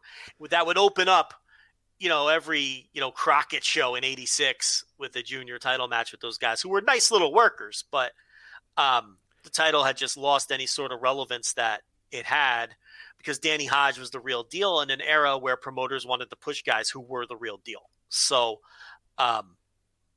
that was important. And to have a guy like that in your locker room as the policeman, another old term, could never hurt either. A guy gets out of line. You have Danny Hodge crack his knuckles in his direction and you're not going to have problems with that guy anymore. So just a tough motherfucker and lived a long, good life. And there is footage out there if people are interested. I perused a little on YouTube. So look, he's not going to knock your socks off. Again, you have to understand the context of the era and the style of wrestler that he was. When you watch some of his stuff, and there's a lot of clips and even some full matches floating around, a lot of it towards the back end of the career. But, and there's been a lot of good audio out there. I know Jim Ross went on with Meltzer, and I think I have that saved. I haven't listened to it yet, but I have it saved to try to listen to sometime in the next few days. Yeah. And I think that was with Garrett Gonzalez, not Alvarez, but I can't recall. So again, there's a lot of tributes to him out there for people who knew him, and so Danny Hodge too, and that kind of got obscured when the younger person dies. That kind of takes up people's attention. It's no disrespect to the older guy, but he was 88 years old and lived a full life, and it was his time. And then you have someone die untimely, it kind of gets buried in the headlines. But that's how it goes. You can't pick your spot. It just happens when it happens. But Danny Hodge, 88, absolute legend.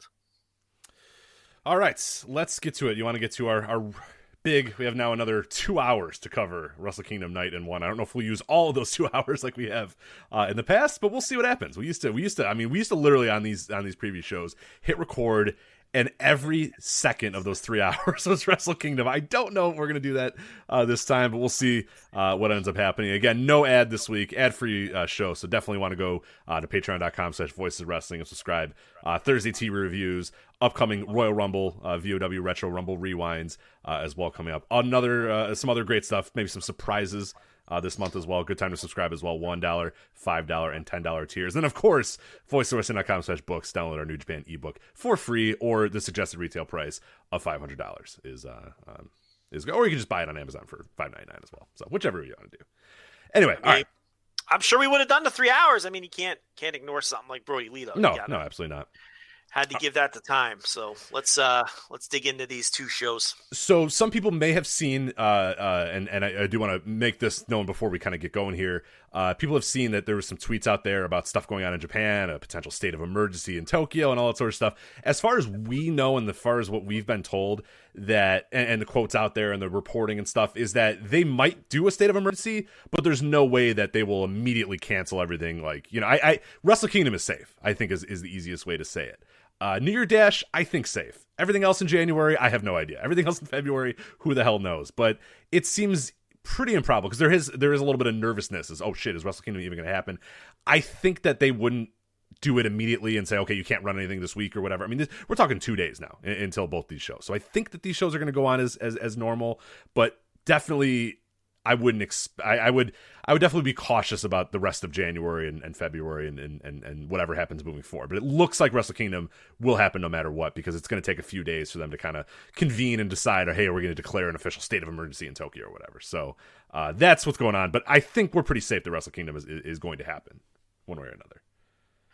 Yeah, it looks like it'll happen. I had concerns even before this, just with the limited crowd in that giant building. I mean, very concerning to me in terms of atmosphere. I'm very concerned with how these shows are going to come across. That's a big building. And when it's quiet in that building, it is deathly quiet in that building. It is. I mean, there's been a few Tokyo Dome shows that you go back and watch, and obviously did a bunch of them for Patreon as well, Kings of the Tokyo Dome, and there were some that there's nobody in that building, and it's a weird atmosphere, and that's when they could make noise, and when they try to sell as many tickets as possible. This is a time when they can't sell tickets and people can't make noise. So I don't know. It's going to be weird. It's definitely going to be weird, and I think we all have to kind of be ready for that for sure. It's hard because there's a couple really very important matches for some people's careers on these shows, and their matches may come across as not over or lifeless through no fault of their own. I mean, there's been matches in the Tokyo Dome that fans did respond well to, but it just didn't come across because the building eats the noise. This is something we've talked about for years. It's a point Dave Meltzer always makes when people say the old 5 stars in the Tokyo Dome meme. And he correctly points out it's harder to have a great match in the Tokyo Dome because the crowd atmosphere is tricky, even when fans are into things. Here, the fans are restricted to clapping, and we know how that has wreaked havoc on all of New Japan shows this year and ruined the atmosphere of a lot of matches. And, man, I just feel bad for people like the Great Okan, who is in this big spot against Hiroshi Tanahashi, and if he wrestles to silence, even if he has a good match, it might come across like it didn't get over, and it'll be no fault of his. Will Ospreay has the biggest match of his life against Okada And Okada keeps saying in all the press that they're going to go out there and have this great match and blow everybody away. And I don't know if that's a setup for a bullshit heel finish, or I don't know if that's Okada, because we know he's tight with Will Ospreay, just wanting to go out there and crush it with this guy and make sure that he does his part in helping to get Will Ospreay over as the next great star in New Japan. But either way, this is a huge match for Will Ospreay. And again, very much handicapped. And I don't really worry about the main event. I don't worry about the title matches and things like that. You're not going to hurt Tetsuya Naito or Kota Ibushi or Jay White at this point. It doesn't matter. They're going to be fine, right? Regardless. But it's just some of these guys lower on the card. I mean, we all saw how people reacted to El Phantasmo doing his cheap heel heat in front of no fans in the Super J Cup, and how it just doesn't work with no fans. Now he's going to be doing his cheap heel heat to people who can't respond to him in a gigantic building that maybe has 10,000, 15,000 people in it, because from what I understand, they're not restricted to the 5,000 because they had already sold so many tickets before that decree came down. So they're allowed, those people can come, but they had to stop selling tickets. So I don't know how many people are going to be at these things, 10,000, 12,000, maybe 15,000. None of them can cheer. It's going to be a tricky spot. Well, you also have to factor in, too, that, the growing number of cases and whatnot. There might be people that have tickets and say, fuck that, I'm not going to the Tokyo Dome. Fuck that noise, I'm staying home. They sold X amount of tickets. That doesn't mean X amount of people are going to show up in the middle of a pandemic. I mean, that's just the especially in a country like Japan. I mean, in America, I feel a little bit more confidence that if people, bought those tickets, they'd probably go. But yeah, I mean, this is, people, they're on the verge of a state of emergency. How many of those people are going to say, yeah, fuck it, I'm going to the Tokyo Dome. I got to watch that show. So I don't know. Yeah, so I have massive concerns about atmosphere. I do. We'll see. It's unknown. I'm not saying it's guaranteed to be a disaster. Maybe it'll come off well somehow. I don't know, but it's definitely a concern for sure. I like that they've limited it to 6 matches on each night. I think it's a lot to ask to do 9, 10, 11 card. Yeah, I'm so glad. I'm so glad. We talked about this a few weeks ago when we were doing our little bit preview of Wrestle Kingdom. Is looking at the show, it was I don't see a whole lot more matches here. I mean, I guess they can fill the undercard with a bunch of multi-mans, and I'm so glad they didn't, because that would just be torturous. 2 hours of meaningless multi-man matches and then an intermission, and you're like, oh my God, let's go. This is, it's pretty much all business on both nights from the opening bell on, which is really cool. Yeah, last year we talked about it. There was a lot of shit that didn't need to happen on those cards. We didn't need those 8-man tags on night 1 that were just no different than 8-man tags that you'd have out in Bipu for, destruction in Bipu or something. You didn't need it.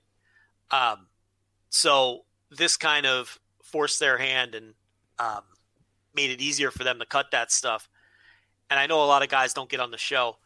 I mean, they are having that Rumble, the Rambo match on night 1, and the last 4 people left in that will get on night 2. And I suspect that's where you'll find your Hiroki Gotos and Toru Yanos. They are going to be among the last 4 in that match.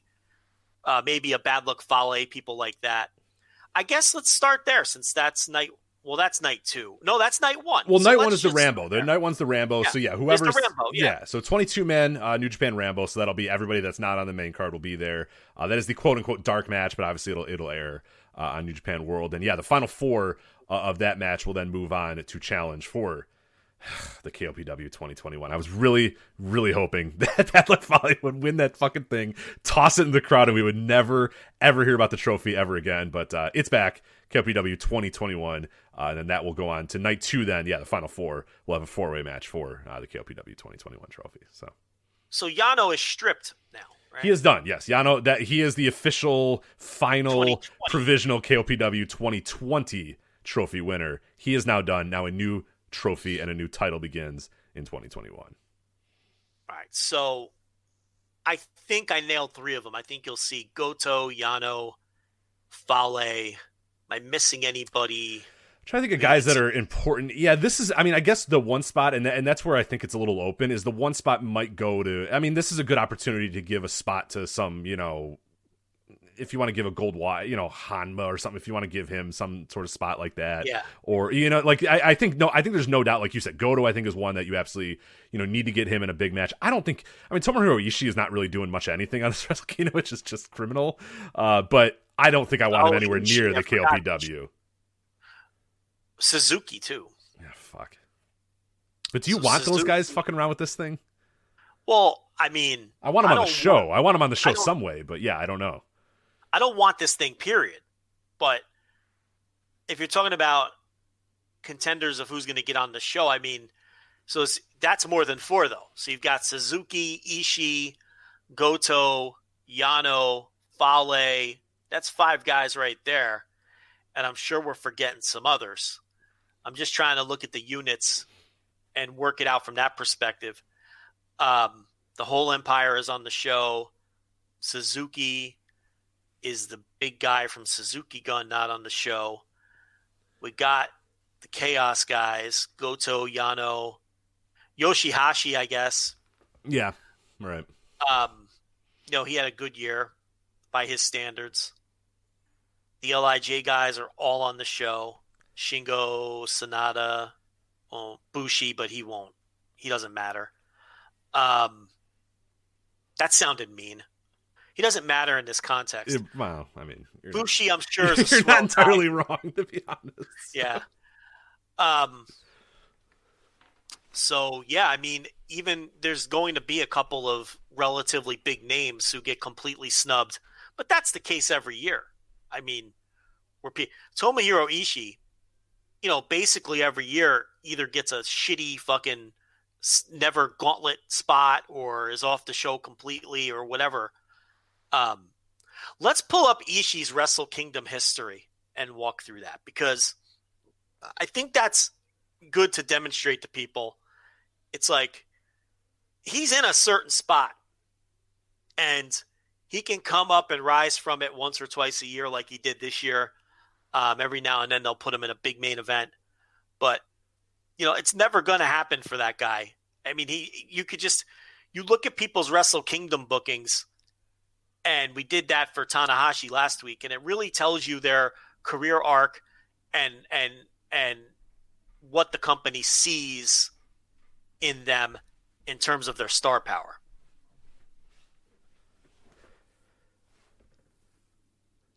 Sorry, I'm back now.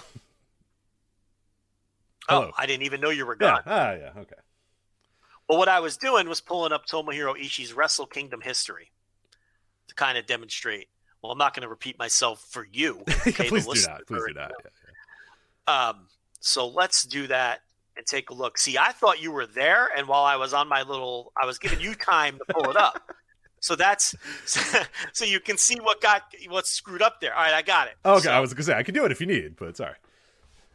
So, Wrestle Kingdom 2007, he was in a 6-man tag with his Great Bash heel compadres, Makabe and Yano, against Buchanan, D'Lo Brown, and Travis Tomko. God. Jesus Christ. Wrestle Kingdom 3, he was in a an 8-man tag? Yeah, Chono, Choshu, Kevin Nash, and Kurt Angle. Against Giant Bernard, Carl Anderson, Takashi Iizuka, and Tomohiro Ishii. Wrestle Kingdom 4, much of the same undercard tag with a bunch of legends in the mix. Nakanishi, Chono, Choshu, and Terry Funk against Abdul the Butcher and that Chaos Trio mentioned earlier. So, as you can see, nothing significant yet. Wrestle Kingdom 5, we're up to 2011, so we're now getting close to the current era here. Tama Tonga, Tiger Mask, Tomoaki Hanma, and Wataru Inoue versus Chaos, Gedo, Jado, Ishii, and Yujiro Takahashi. So again, just an opener, a prelim tag. This was pre-push Tama Tonga, and you can see the names there. This is Wataru Inoue, I believe, working his final Tokyo Dome, being cycled down. No, not true. You're gonna about to mention him two more Tokyo Domes from now. Oh, you're right. He did work a couple more. But you could see, again, just another prelim tag. Dark match for Wrestle Kingdom 7 in 2013. Ishii wasn't even at Wrestle Kingdom 6. It's just not booked on the card. This is what I'm talking about. Sometimes he doesn't even get booked on the card. Okay. Wrestle Kingdom 7, he's in a dark match. Okay. Again, Chaos, Jado, Ishii, and Yoshihashi against Captain New This Japan. team is so terrible. Good God. Tama Tonga and Wataru Inoue. So, I mean, again, this is a dark match prelim guy to this point. Doesn't even get booked in 14. So a second one he's not. And now we're firmly in the Bushiroad era. And then 15 and 16, he was involved in never matches. So firmly in the mid-card, moving up. He wrestled Togi Makabe on Wrestle Kingdom 9 and Shibata at Wrestle Kingdom 10. Lost both of those matches, by the way, too. Lost the title on both those matches as well. Yeah, but that's like peak never title Ishii those years. And then we're right back to the prelims, Wrestle Kingdom 11. You know, the IWGP tag team is a three-way match. I guess that's not a prelim match, but firmly a mid-card match.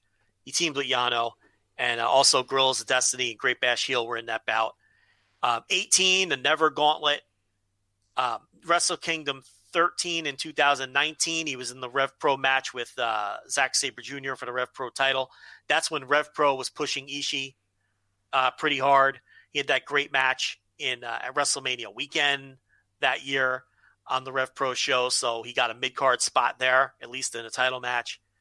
And last year, Wrestle Kingdom 14, right back to a prelim tag, an 8-man tag, one of the ones we referenced earlier with Chaos versus Bullet Club, which was one of the curtain jerker matches.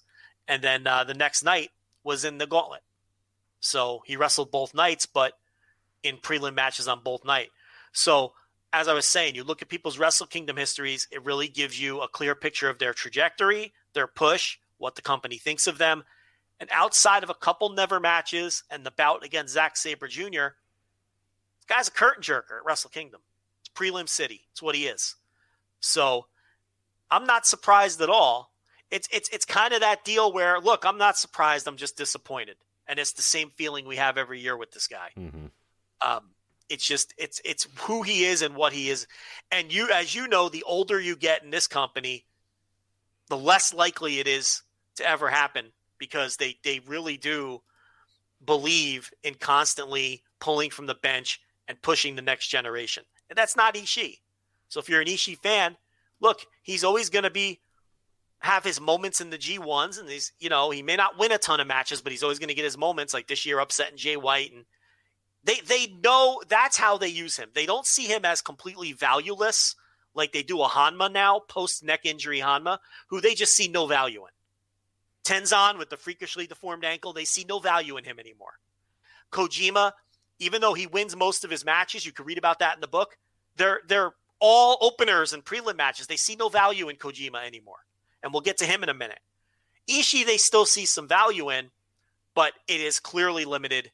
And that is not a pretty Wrestle Kingdom resume. No, yeah, he's entering into like what Yuji Nagata was 4 or 5 years ago, where occasionally he'll have a moment or a match, or still they kind of from time to time will do that with Yuji Nagata as well. They'll from time to time give him a big moment. He'll get a big match. He'll upset somebody in the opening or the Wrestle Kingdom. He'll win the Never Openweight title. Stuff like he's firmly in that level. The problem is he never had the Yuji Nagata main event run, so he does feel kind of empty, and I do understand why people think that. And you could honestly go Hiroki Goto too. I mean, we say it all the time to people. It's like, that's over. It's like, people are always saying, oh, well, when do you think Hiroki Goto? It's like, no, I don't. Like, there's 10 more guys that have come up. There's Jay White, there's Okan, there's Ospreay, there's, he's firmly passed up guys. Like, you got to let that go. He's nowhere near. 40. He's over 40 now. Right. And Ishii's the same way. They're never, ever, ever going to give Ishii that. And I'm not disagreeing with that. I'm not saying that they should, but like, that's over. That ship has sailed. There's no point in even wasting your brain power about it, because the next wave of guys are already here, and he's already 2 waves behind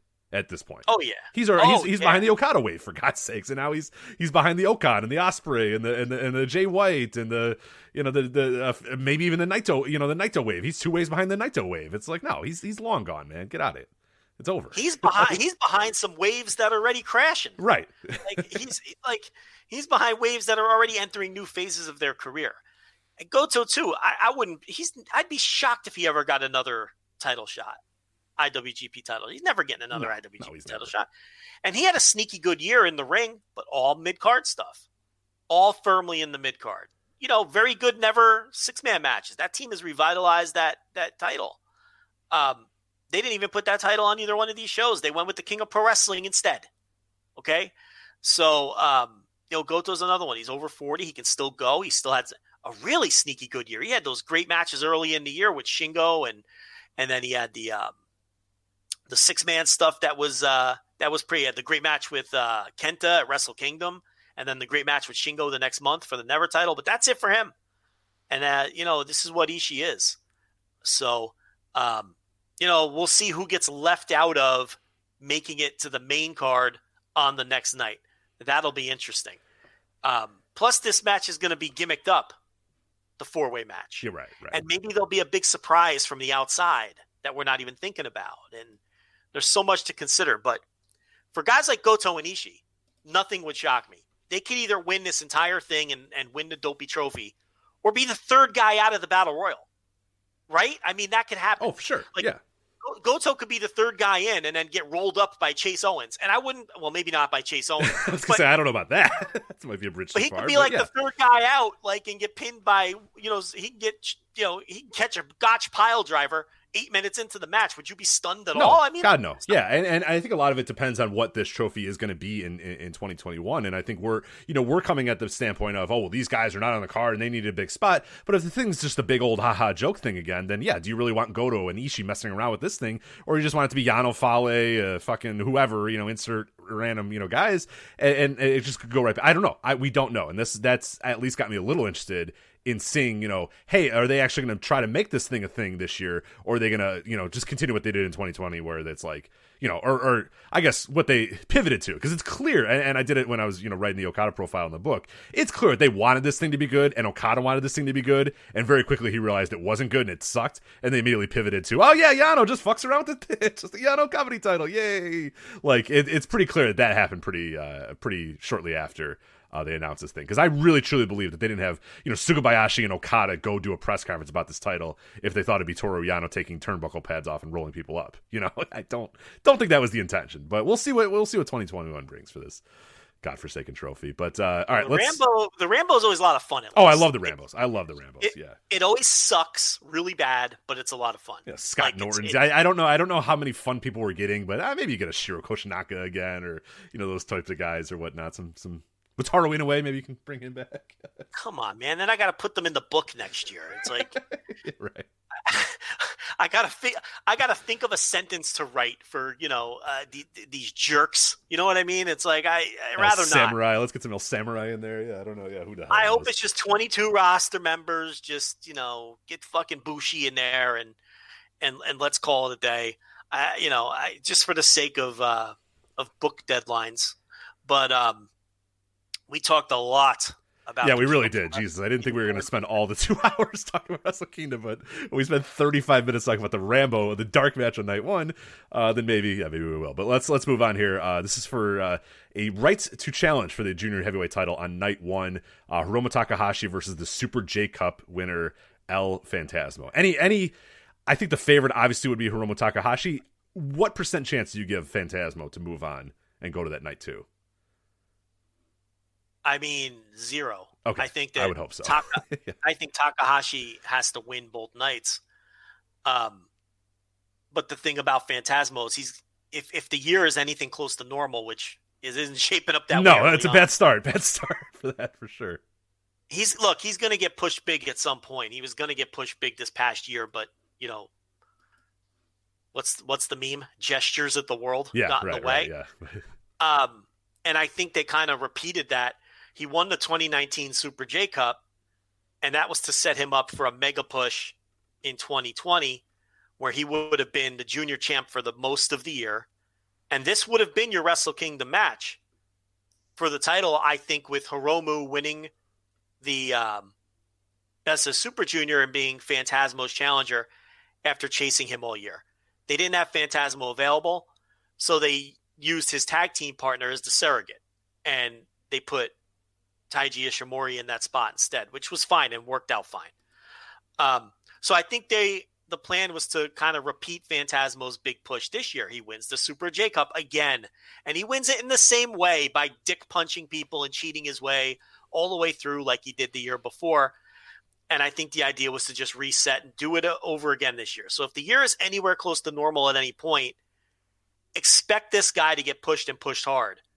I guess I shouldn't say 0%. I guess it wouldn't stun me if he won this, but I can't. Then he's against his own tag team partner the next night. It's psychology's clunky. weird. Yeah, and Wrestle Kingdoms are usually not this way. Like, Wrestle Kingdoms are usually happy stories, finalities, that sort of stuff. And I think the story of the year and the story of the year for the juniors should be that Hiromu, beats Taiji Ishimori, wins the title again at Wrestle Kingdom. Makes all the sense in the world that the LIJ guy would beat Suzuki, the Bullet Club guy. So I'm with you. It's definitely clunky, but like you're saying, it's not like Phantasmo's going to get pinned and then raw out of the ring and we're not going to see him the rest of the year. Like he's coming. Like he's going to be there's a good chance he wins that title in March or April or what. Like he's not going to be done in this mix. But for this purposes, yeah, I think it's Hiromu wins this match and then goes on the next night and beats Ishimori. I think they want to repeat the same idea they had, and I think they want to have Hiromu chase Phantasmo this year. I mean, if this year's another disaster, I don't know if they'll stretch it out another year, but they believe in Phantasmo. I mean, this is a pushed commodity. Oh, they love it. Yeah, they love it. And he was pushed hard in 19, the junior tag team titles and the Super J Cup and all of that.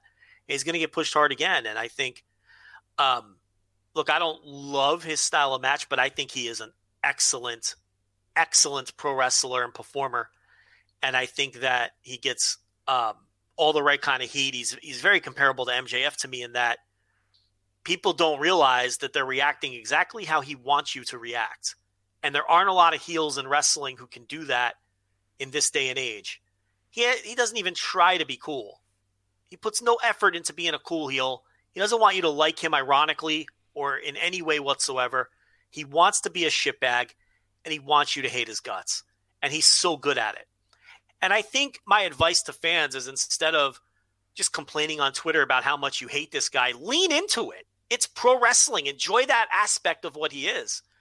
And I wrote extensively about this in the book, in his profile, to plug the book again, about how, think about it. It's like decades ago, or, not that long ago, even in some cases, it's like fans would stab wrestlers coming to the ring because they hated them so much.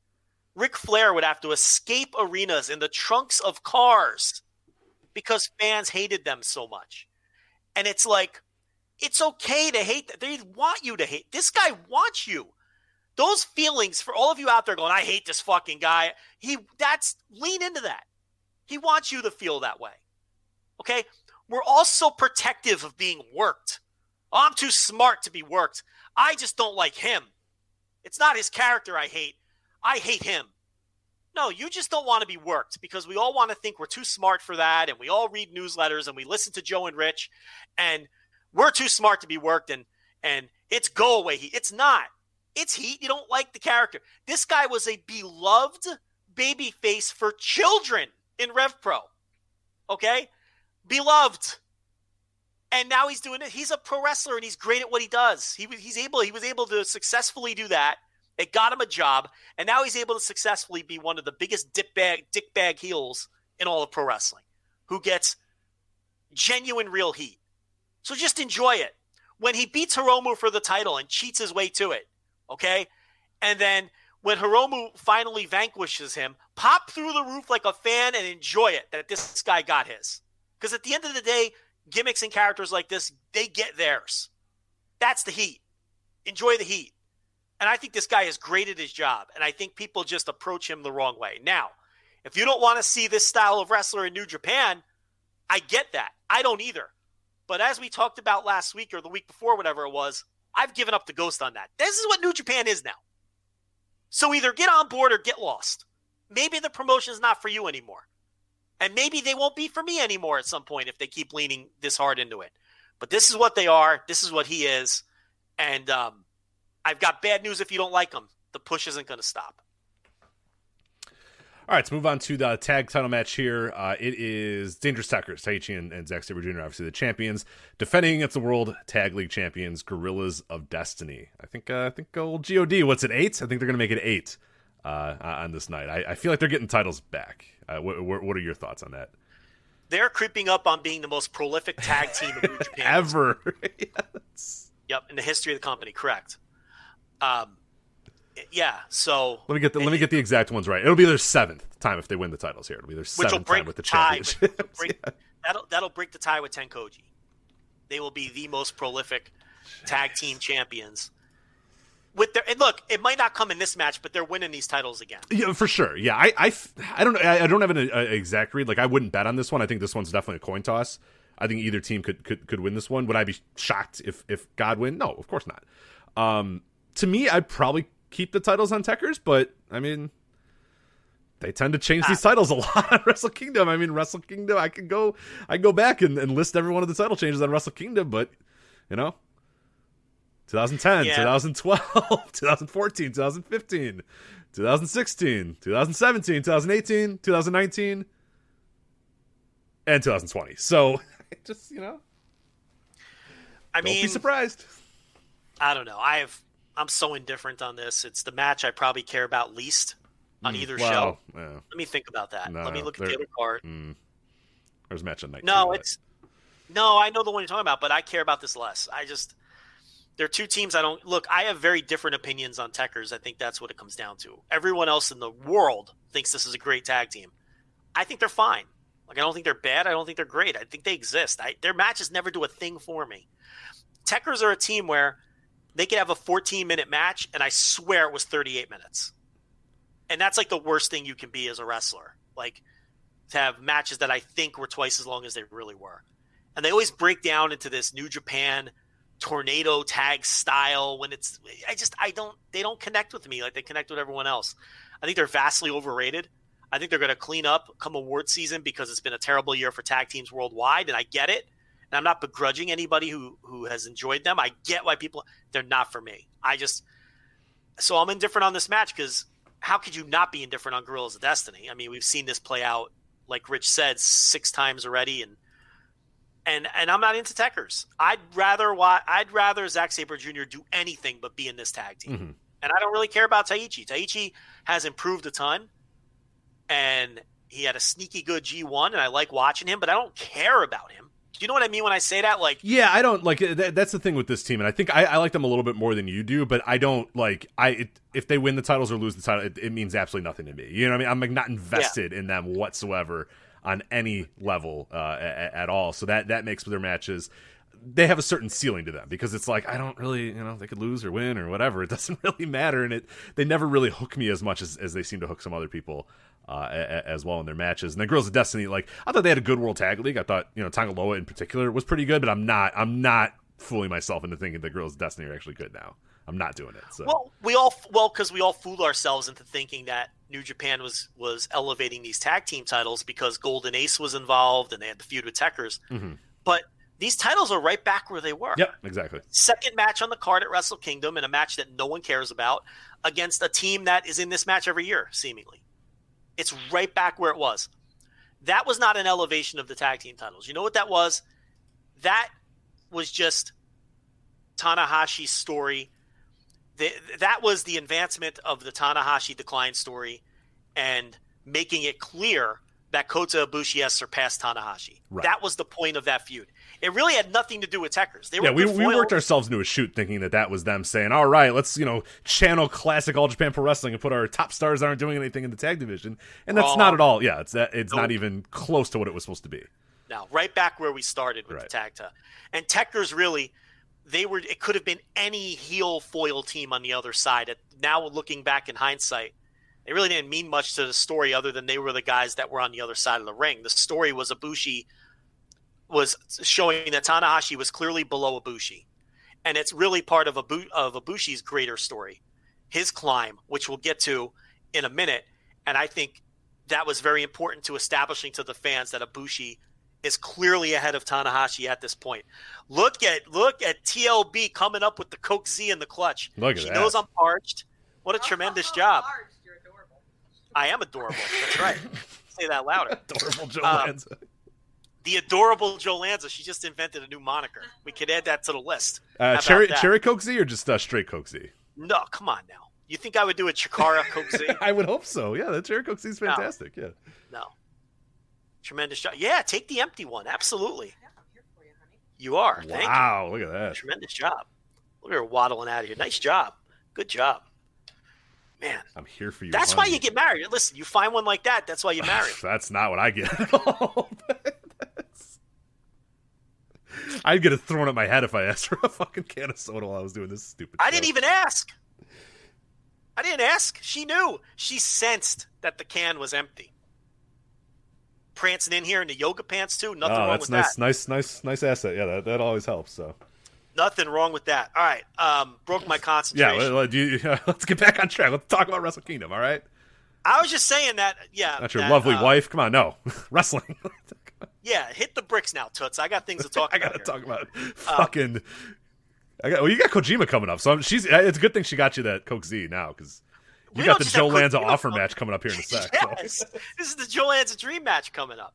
Yeah, just to tie the bow on this. It was more about showing that Ibushi's clearly ahead of Tanahashi, and that's deliberate because I think Ibushi's winning both of the matches coming up, but I don't want to jump too far ahead. But yeah, tag titles right back where they were. I don't have any investment in Techers. I know there's probably people way more into this match than me.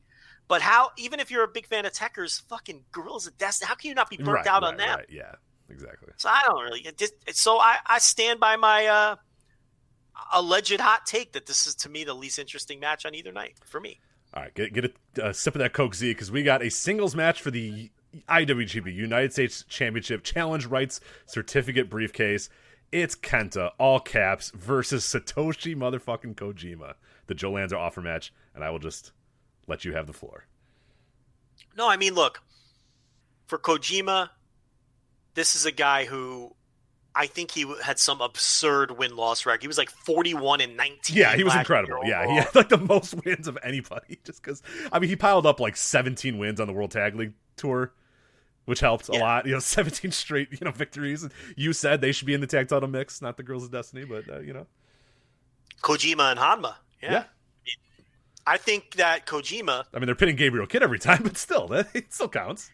He's hit a Western Lariat on Yota Tsuji 3 times since we started this podcast. Right. But he's a guy who they still treat with respect. Look, Nakanishi at the end always lost his matches, right?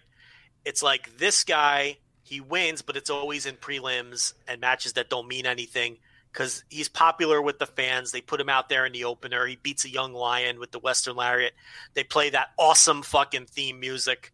I love that fucking song. And then, he smiles. He puts his nasal. What do you call those? Yeah, things? the breathe right strips.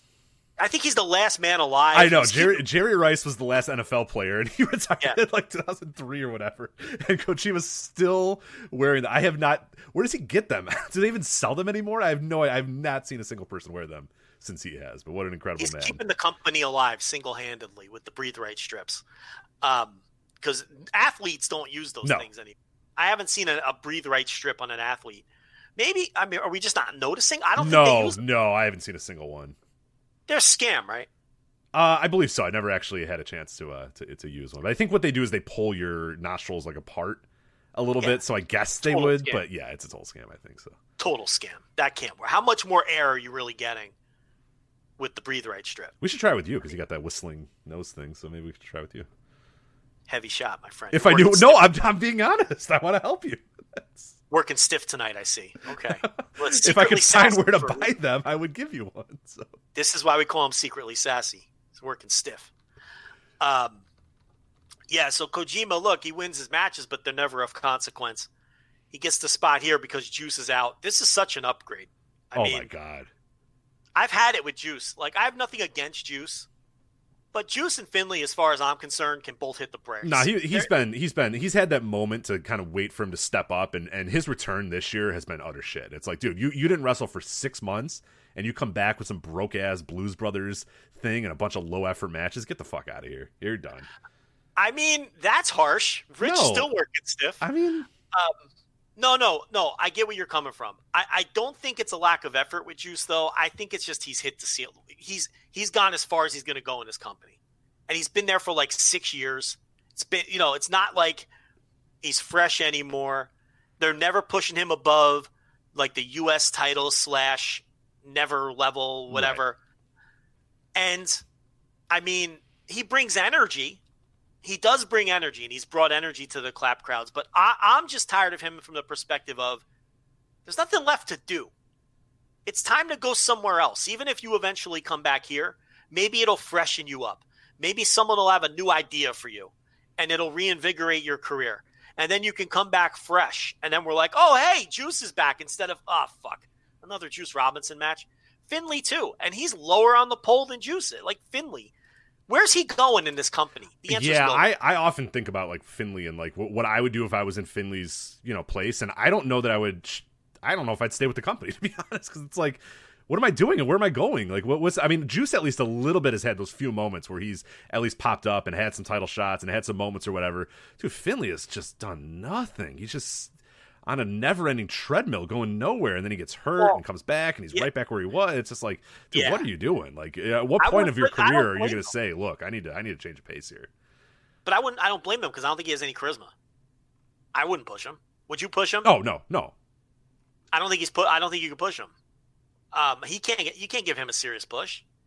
So again, he's a prime candidate. Like if this were the territory era or there were more options, he's a prime candidate to, I've worn out my welcome here. I got to go freshen up somewhere. Yeah. Reset. And both of these guys were in ROH in 2019. Juice didn't want to be there. And he got out. I don't know. I'm sure. I don't know what Finley's state of mind was there, but he never works indies. Finley never takes an indie booking. No. And Juice has openly said, I don't like working indies. I don't like the shitty rings. I don't know who I'm going to be working with. I respect that. I don't have any problem with that stance. I've seen it in person. I've seen him in person get done with an indie match and get annoyed and pissed off and just leave the fucking building immediately. So, yeah. I've heard him say, I was on a media call with Juice Robinson where he flat out said it. He said, I don't like working indies, and I rarely take indie bookings. And when I do, I regret it. Like, he doesn't like it. So I get maybe Finley has that same mindset of why he doesn't do it. But it's like, and I don't really mind that, but I'm just trying to get in their heads here. Like, maybe Finley's happy being a New Japan prelim guy and we'll be happy being a New Japan prelim guy for life. And if that's the case, good for him. Mm-hmm, sure. But I think if there's any ambition in his body, it's time to branch out and do something else. I don't know what his ambition is. I don't know what his motivation levels are. Juice, he's not going to leave because doesn't he live there? Or at least part-time or whatever. Didn't he buy an apartment or something? I believe so. Yeah. So he loves it. So it's like, I don't expect him. I'm just saying, I feel like a 2-year run somewhere else, AEW, or you don't want to go anywhere else in Japan because it's just such a backwards move. But, and he's not going to go back to WWE because I think he is enjoying life outside of WWE. So it's like AEW would be, and he doesn't like ROH. We know that. So really AEW would be the only spot. It's not important where. I'm just saying he's like the kind of guy who can go somewhere else. He'd be new to those fans. A new booker would have new ideas for him. And sometimes that's all it takes to inject some juice. Awful. I didn't mean that. I swear to God. Yeah, I can tell you didn't, because usually I know when you're trying to do one, and you would have paused briefly before you said juice, but you did not that time. Pause and then you paused at the end when you realized, oh God. Do the pause and the smirk and a little head bob. Yeah, because you got off a smart one. Juice in his career. Yeah. Yeah, no, and that's a phrase I use a lot anyway. It just fucking came out of me. Awful. But yeah, those two guys, I don't know. When either one of them come out, do you get excited? That's kind of... No, it's just like, oh yeah, there we go again. And the thing with Juice, and I didn't mean to be like really harsh on him, but I don't know that I've ever seen, same like you say with Finley. Like, I think Juice, yeah, it's cool that he gets the crowd going and good, but I don't see performances that make me think, oh man, I'm not doing enough with this guy. I got to push him more. And I guess, like you said, maybe he's cool with that, but it's like, damn, like a few years ago, it felt that way. You can go back in old ebook profiles, and I'm saying this is the year of Juice. Feels like he's ready to go. Juice seems invested and seems invigorated and all that sort of stuff. I don't get that anymore. I think he's maybe just okay with his lot in life. I think maybe he's just okay with this, but I don't know. It just doesn't. You don't feel like you're getting that next level performance out of him or that next level effort out of him. And for better for worse. Well, okay, that might just be what he thinks he's doing, but that's why, like, dude, when you add Kojima to this match, it's like, fine, great. Like, yeah, get it, Juice out of here. Let's get Kojima, because I know what I'm getting from Kojima. I know I'm getting full fucking effort, and I'm getting a guy that's going to live and die by this match and put his heart on the line in this match against Kenta. I can't wait for this match. What an upgrade. Yeah, and it's And you don't know how many more of these you're going to get with Kojima. So you have to enjoy it. He wasn't even in World Tag League. I mean, they Tenzon's in such dire shape that Tenkoji wasn't in World Tag League for the first time since it's been called World Tag League. So you don't get big matches with this guy, especially big singles matches. He had the Shingo match a couple years ago, and he had the Ultimo Guerrero match at Fantasticomania that they built to all tour long, and now this, and they're running out. So as a big Kojima fan, and he can still go, believe me, he can still go if you're not watching those undercards. This is great. This was such an upgrade, and I love Kenta. And I've accepted who Kenta is now. Physically, he's never going to be the same. I think we all kind of hoped 2009 or 2005 would have been a miracle, but 2009 Kenta would have somehow miraculously come to New Japan. He's not that. He's a guy who knows he's physically limited. He's had 4 or 5 major injuries in his career, and he's 40 years old, and it's taken its toll. So he does other things well now. Think about the two of the most memorable angles in recent New Japan history are the turn and attack of Shibata and the attack of Tetsuya Naito at last year's Wrestle Kingdom. Right, he's weirdly become a great angle wrestler and not a great in-ring wrestler. Which is just, if I told you 15 years ago, hey, this Kenta guy, yeah, he's not going to be that good anymore, but he's going to be really good at like getting heel heat and charisma and all that sort of stuff. Yeah. And his promos and his translated promos and his Twitter game and all that sort of stuff. You would say, no, he's the fucking greatest wrestler in the world. You're out of your mind. There's no way he's going to be bad. And it's like, he's not bad, but yeah, he's just like so much better at being an angle guy now than he is as being an in-ring guy. Yeah, and that's what he has to be, because he doesn't have that snap that he had, because time waits for no man. So, and he's done a great job with it. I mean, he's not the stoic killer anymore. He can't do it, and he can't get away with that. And my phone's going off here. Yeah, who won the game there, or what game is starting? I've never gotten an ESPN alert that I cared about. They're always really bad. Yeah, I always get them. Like, I always think about that I want them, and I get them for like a day, and then I take them off because it's always just like, the Browns closed their facility due to COVID. I'm like, I don't care. Thanks. I never care. Like, this one was like, Kentucky's gearing up for the Poinsettia Bowl. I don't give a shit. Right. Why are you telling me Sir, this? They were in the Tax Slayer Gator Bowl that I watched earlier, so. Yeah, maybe it just ended, because I saw something about Kentucky and a bowl, and I couldn't have swiped fast enough. Like, that's the kind of alert you don't even want to – you're so disgusted you don't even want to – Kentucky in a bowl? Who could possibly care? The 4-6 Kentucky playing in the Tax Slayer. It's still going on, so I don't know what the hell your notification is. I guess it's said something about Kentucky. It's in the fourth quarter. Yeah, they're currently beating NC State. Upset alert, beating number 23 NC State in the Tax Slayer Gator Bowl. So it was probably something like Kentucky running back Jim Pittsnoggle runs for 200 yards it's probably some fucking nonsense. Some terrible, yeah. It's some terrible feat that no one cares about. I have never gotten an alert from it, and I'm sure there's a way to turn it off.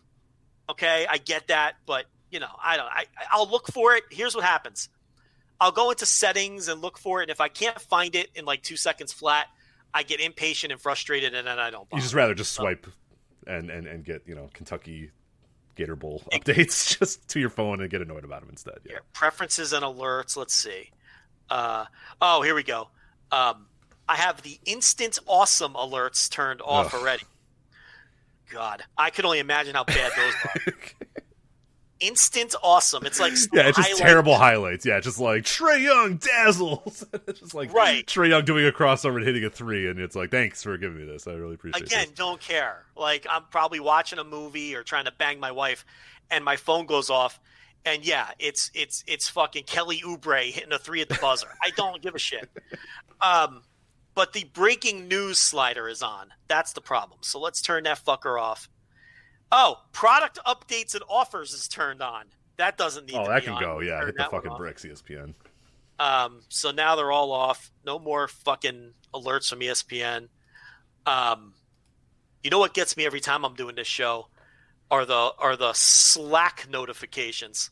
They come in, and the chime in my ear from that thing is deafening. It stops me in my tracks. I don't even know what it sounds like. I turned it off, I think, day one. So, and it's jarring. I'm trying to make some awesome point, and I got Iron Mike Spears telling me that the next, open the voice gate is ready for upload, and I'm like, fuck, that notification is loud.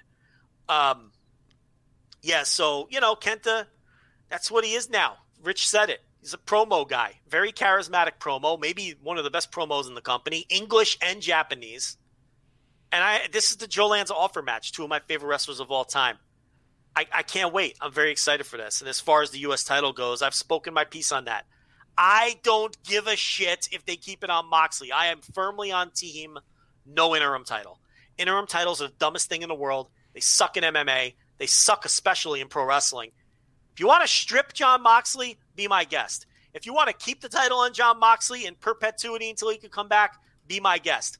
I am not sussed either way. Where do you stand on that? Yeah, I don't want it. I definitely don't want an interim title. That I hate. So if you're gonna strip him. I have no issues with that. If they think, hey, look, man, there's no way we're gonna get you over here in X amount of time, and we want to use this title, but like the title is meaningless otherwise. And that's why I almost kind of like I'm glad that Kenta's having fun with this briefcase and whatnot. But that's gonna get a little long in the tooth. And at a certain point, this title is going to not mean anything if it's just not being defended or it's not doing it. And like, I don't think it really means anything regardless, because if you can't go to America, you can't defend it both, overseas, and it's like, I don't know. There's been a lot of talk about this title, and I'll be honest, I really don't give a shit one way or another. At the end of the day, it's like, I don't lose sleep over who's the U.S. champion. So I don't really care. Strip him if you want. Keep him. I just don't do an interim title is all I would say. I don't like that idea, because then it's just the same old tired trope of I'm the real champion. That title you have doesn't mean anything, and it's like, okay, here we go. You're either champion or you're not. Right. I mean, even in MMA and boxing, they love to do interim titles, and it's like, look, in my opinion, if you can't defend your title, then you shouldn't be the champion. Yeah, it's done wonders for boxing. Yeah, it's more popular than ever. So that's it. Yeah, maybe don't do that. Just if a guy can't defend in X amount of time, then okay, if it's an injury he can recover from, he defends it when he can get back. If he tears an ACL and he's out for a year, or then strip him. When you come back, you can challenge. You'll be first in line to challenge. I don't like the idea of a fake interim champion running around. You can't have two champions. There's one champion, and you're either champion or you're not. And availability is part of that, So I don't like it, and especially in pro wrestling where you have more creative freedom to do what you want to do. Why would you ever do an interim champion? Stupid. Strip the guy, and then he has a gripe, and you have a built-in pro wrestling right, and story. that's probably what I would have done, but now that it's gone on for as long as it has, it's like, It's the easiest story you can tell. You strip him, and then when he can come back, he says, I never lost this. my Yeah, title. never lost this title, and I'm winning it back. Yeah. Interim title? Ugh, no. Just don't do the interim. Or keep it on him. Who gives a shit? We do have some extenuating circumstances here. It's not like he's taking bookings for Game Changer instead. Okay? He can't get here. It's a fucking once-in-a-century pandemic. I can live with this guy holding the title while we wait for this. It's not the IWGP heavyweight title. It's the fucking U.S. title. It's completely meaningless. The entire God, the amount of effort that goes into these discussions, and we're doing it right now. I know, yeah. I'm trying to move on because we got a lot of stuff to get to here. Yeah, let's move on. Let's do this. Tanahashi versus the Great O Khan. Yeah, I mean, we've talked at length, and I think you were on Team Okan, correct? Oh yeah, of course. A lot of people are not on Team Okan. Yeah, what's Tanahashi doing with this jobber? What's he doing? Oh, They really don't think anything of Tanahashi. No, you dummies. Idiots. Yeah. I mean, so dumb. You're missing the point here. Point's going right over your head. It's just Tanahashi's lot in life. I mean, if I'm booking this, it's a squash. If I am booking this, it's a 3-minute match, and Okan just destroys him. Continues to destroy they're not going to do that. It's a 6-match card, and look, and I get all that, but I would just squash him. I would squash Tanahashi, and Will Ospreay would beat Okada, and I don't think either of those things are going to happen. I think Okan will win, or I'm hoping. I think Tanahashi's more at the spot in his career where he's going to lose these matches, and I think Okada's going to win. But Okan's going to be a guy, and I mean, if you guys only saw the stuff that we see from people in the company regarding Okan, I mean, I'll just leave it at that. It's a lock. at minimum, he's going to get every opportunity to be when I say a top guy, Rich, a tippy top guy. Yeah. Yeah. I mean, look at the template. It's following the template of, and we say this all the time, when the guys come back from their excursions, it's clear who they think are tippy top guys, who are stars, who are your Jay Whites, your Okadas, your Okan. I mean, look at the trajectory; it's already there. And who are your Master Watos and and Yos and Shows or whatnot? And it's nothing against Yo and Show; they were ready to go, but they weren't at this level.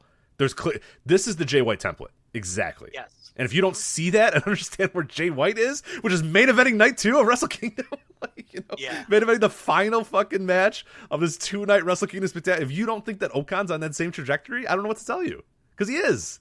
Okada, you're too. wrong.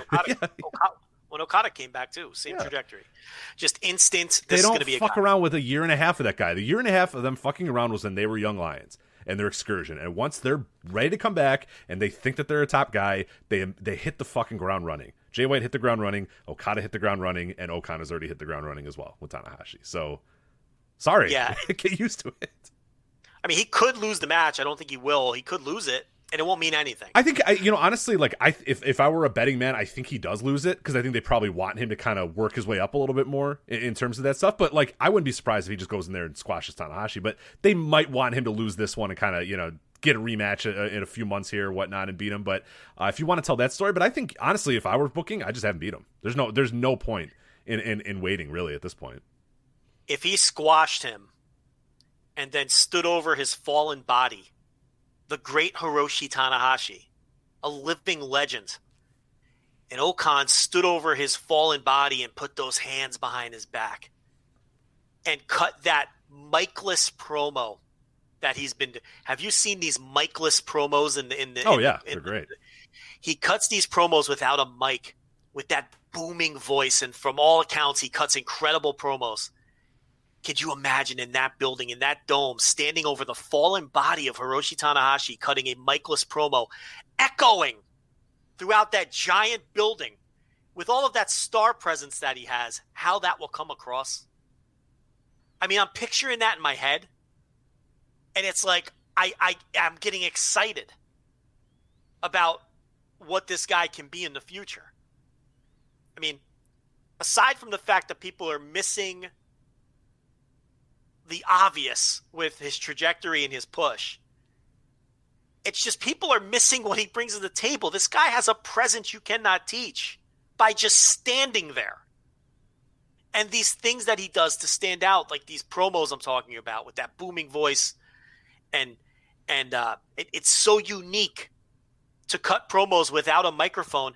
And I've spoken in the past about how hard it is for a guy like this, who's supposed to be on the ground floor of a rocket pack push to the top of the card without the benefit of fans, right? But what a great idea and pivot to take advantage of the fact that you're in quiet buildings than by this mic-less promo gimmick. That's brilliant. I mean, that takes advantage of the bad hand that you were dealt, because people are forced to sit in silence while your voice resonates and echoes throughout the building. Mm-hmm. How smart is that? Well, and giving him that spot tells you as well. I mean, that's nothing is done without purpose in New Japan Pro Wrestling. So the idea that they're saying go out there and yell and scream and get your time and do all that sort of stuff, I mean, it's obvious that that's intended exactly the way we're seeing it. Is it's a star presence. It's what stars do, and it's what Okan is going to be, whether you like it or not. So yeah, I don't know. I mean, again, if you saw the things that we see from people in the company, it's this. We're not over exaggerating this, and it's not like the people in the company know, and they agree with us that this guy is going all the way. Why do you think he's in this match with Tanahashi? You think Tanahashi doesn't call his own shots? You don't think Tanahashi? You gotta listen. When you're Kenta, they tell you who you're wrestling. When you're Hiroshi Tanahashi, they pitch to you who you're wrestling, and then you give the thumbs up, thumbs down. He's Hiroshi Tanahashi, okay? So it's obvious that Tanahashi believes in this guy. It's obvious that the booking committee believes in this guy by the way that he's been pushed. It's obvious that Okada believes in this guy. And I can tell you straight up for a fact that the office and everybody else believes in this guy. This guy was handpicked by Takaaki Kadani. Mm-hmm. Handpicked. Yep. To be the guy. So he's got the most important person in his corner. So even if he was a flop and no one else believed in him, which isn't the case, they all think he's going to be a megastar. I'm talking ace, top guy. I can't stress this enough.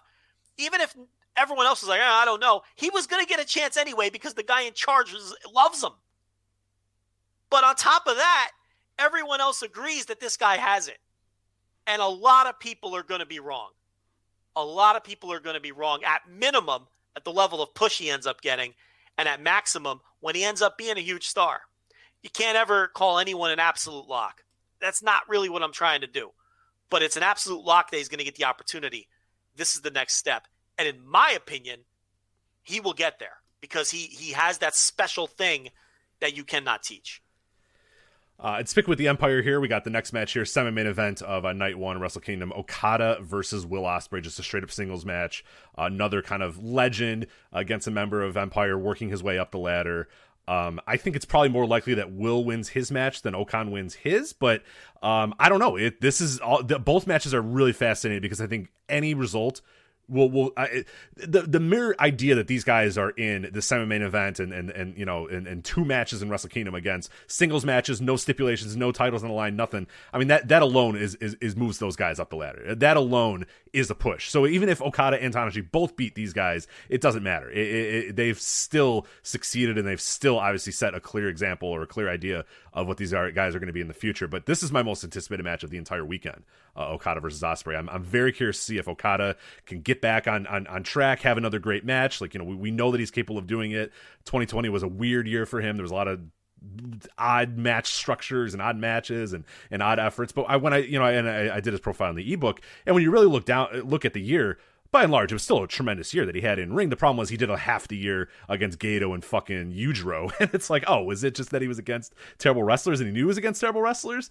I kind of think so. And yeah, those interviews that he's done and whatnot, I'm not saying that there's not going to be interference. That might be the tip off that there is going to be interference or whatnot. But I think Okada's a very prideful guy and a very prideful wrestler. So I in my mind, these guys are going to go out here and they're going to absolutely go out there and kill it. And I know Will Ospreay is a guy who understands what this moment is and understands the brevity of this moment and is going to go out there and kill it. So yeah, I'm really my expectations are fucking sky high for this match. It's just going to be an incredible match. And I don't know the result. Similar to the Okan, I would probably have Will win if I was doing it, but you can have Okada win too, and I don't think the story changes too much either.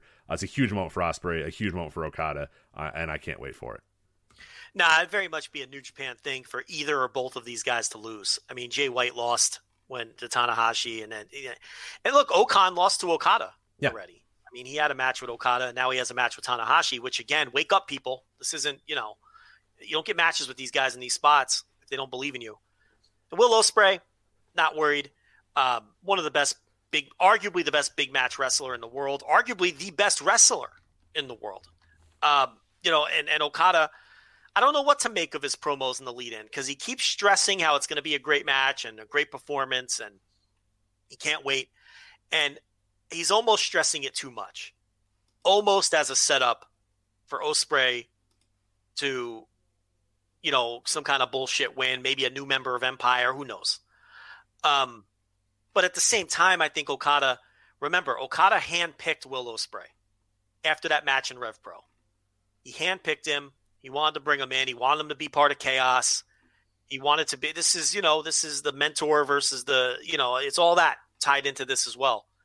So, and I think he wants Will Ospreay to be successful in New Japan, and he wants him to and this is a very pivotal match for that. So from that perspective, I think you're going to see maximum effort on both sides.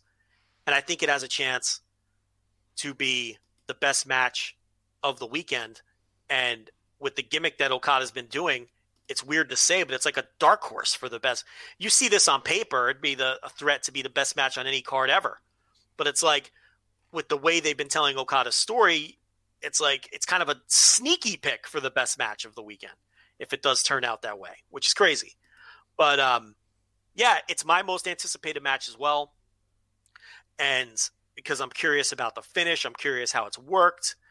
And I'm really into the Empire, both Okan and Ospreay, even Cobb, which we'll talk about later, I think has improved his stock.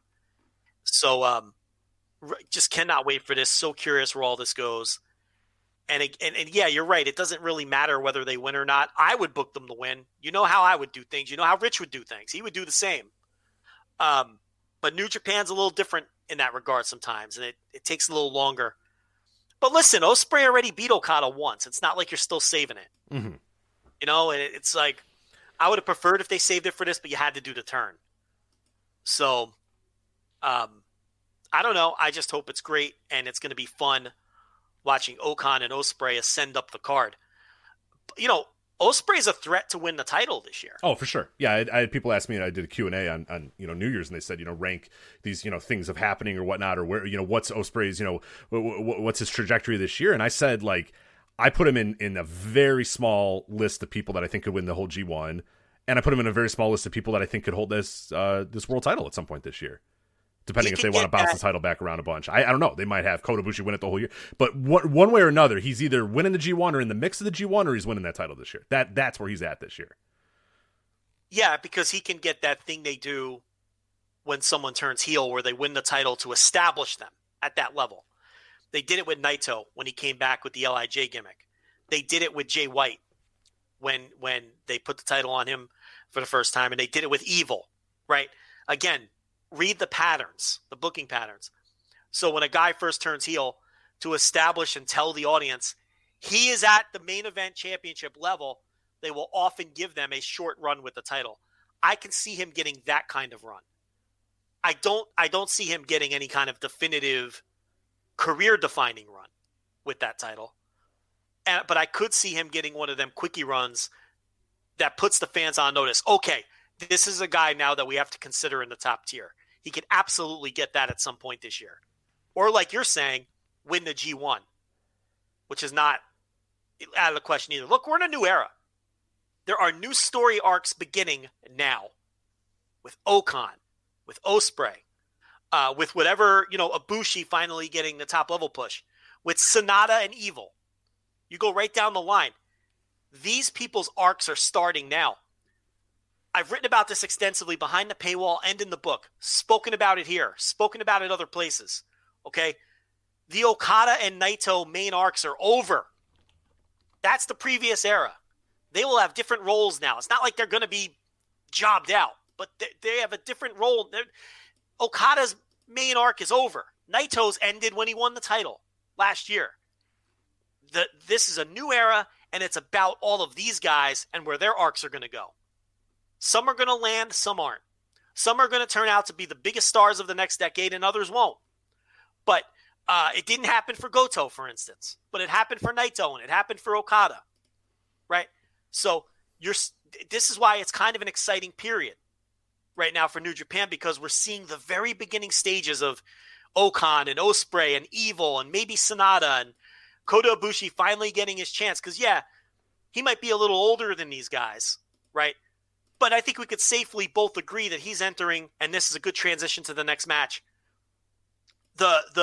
finally the true big main event push that we've been waiting for him. Yeah. And that's coming now, and, it's going to be interesting to watch all this play out. Where you are right now in New Japan, okay, you are in February 2012. This is the ground floor. This was all that excitement surrounding Okada beating Tanahashi.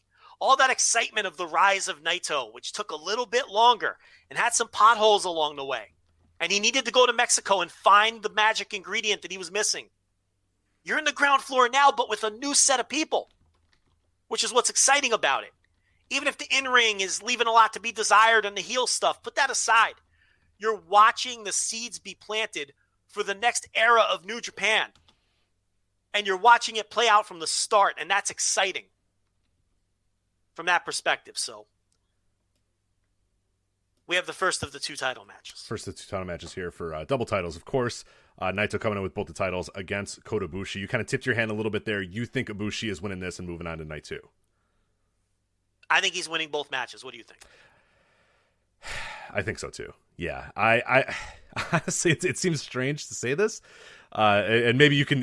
Am I weird? Am I totally off base or weird for saying this? I think if I was going to rank the possibilities of who leaves both nights, who leaves night 2 with both titles, I think Kota Ibushi's my number 1, and I think Jay White's my number 2. I think Tetsuya Naito's number 3, a distant number 3 as well.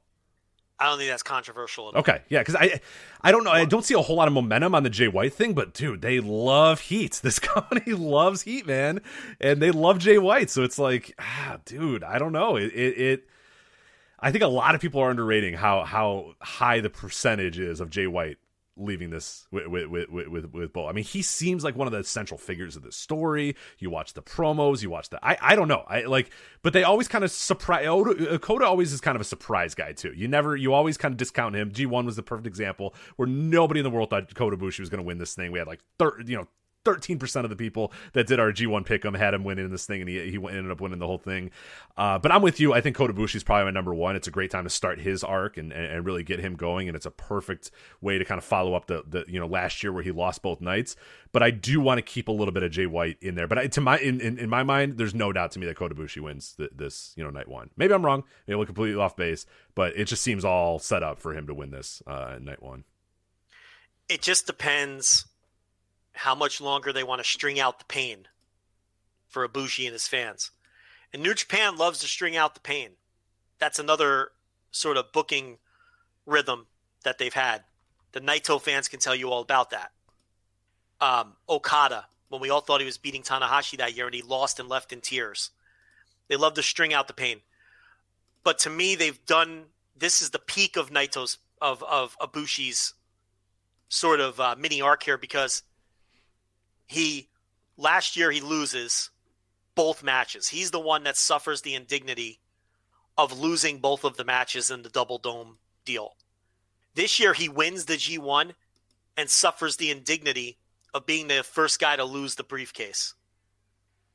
They're just setting this up. There's a lot of heat on him. Yeah, it'd be. I mean, if he's not losing this first night, that's too much. That's the weight of that is too much. Given he, like you said, loses both nights, loses the briefcase, loses in his chance to. I mean, that's a lot of losing. And then look at the setup they're giving him. The guy that was his year-long rival in 2019, and then the guy that fucked him out of the briefcase the next night. It's just it's right there in front of you. I think this is where he does it and he wins. And it's so crazy to hear people say, oh, he's already 38. You can't. Yeah, but okay, it's not just age. He hasn't been used at the top. He hasn't been an IWGP champion yet. He's not overexposed. They haven't told his big story yet. And he's like a young 38. He doesn't wrestle like he's in decline. Right. And he's also if you really look at as far as being a New Japan property, 100% new, we're a year into that, right? We're approaching our second year of him putting pen to paper and saying, I'm with you guys. Yeah, he's been around. He's won Best of the Super Juniors back in 2010 and all that sort of, but he wasn't he was a DDT guy. He was an every other guy. They wanted, I think there was a time, I mean, I think it was 14 or 15 or whatever, where they said, hey, you're our guy. And then he burnt out. Remember, he went away and was wrestling fucking dummies in a gym in a warehouse or whatever, because he just needed to get away and wasn't fully ready to commit. He's fully ready, so in their mind he's only been fully ready for about a year or two to be this guy, and they, like I said, they haven't told that story yet with him. Yeah, and you couldn't, because they were telling the Okada and Naito stories, and those stories intersected at the end, right?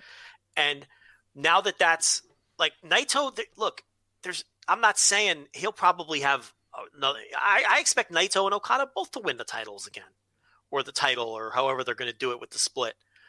But their main storylines, their through lines are behind them. And now that is the case, it has opened up for someone like Ibushi, where you can now tell his title story. And I think they've laid it out perfectly. This is another one of those very obvious multi-year plans. This was probably the end game for him, going back to 18 or 19. Definitely since 19, because the Naito feud is all part of this setup. And losing the Double Dome is part of this setup. And winning the G1 and losing the case to White. These are all probably ideas that have been stored away for years.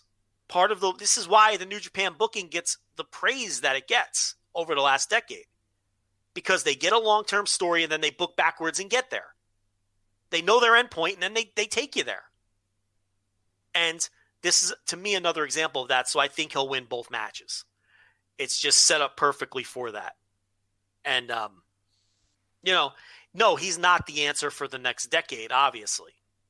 But he's going to be an integral part and an important part of the main event scene for probably the next, at minimum, 2 to 3 years. And probably have a lot. He will form he'll be a very important part of the elevation of some of these other guys that we've talked about who are coming up behind him. It's probably what ultimately will play out. But, I do think he'll win both matches. Naito, look, his fans and Naito got their moment last year. They're satisfied now. He beat Okada in the Dome for the double title, something he was the first double champion. Okada cannot do that ever. And he beat Okada for it.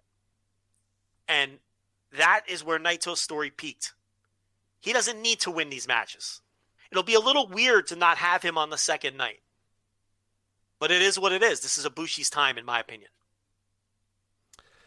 So that ends night 1. We'll move on to night 2 here. First, the 2 dark matches. I don't know that we need to really touch on them too much. I'm sure you can go listen to Jump Bomb Audio, maybe Wrestling Omakase this week, and they'll give it a little bit more details about this. They're both Stardom exhibition matches.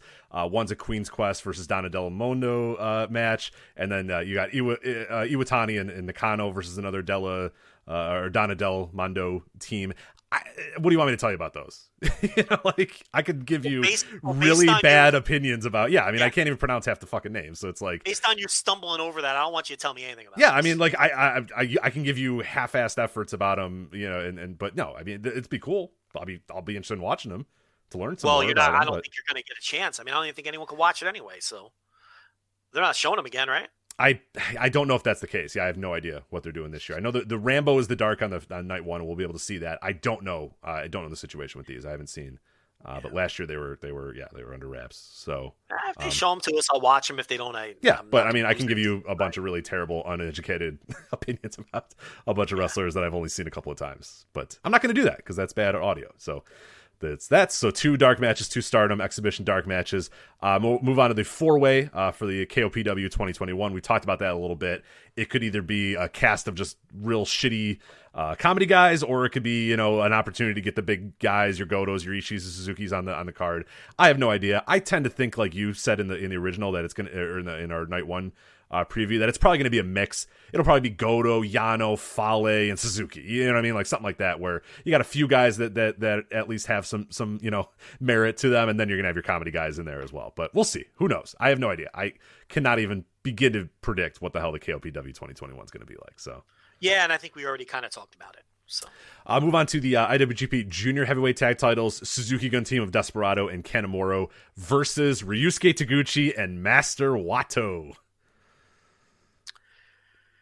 Yeah, I mean, where else were they going to turn with this? I think they were hoping Yo would be back, but Yo is obviously not back yet.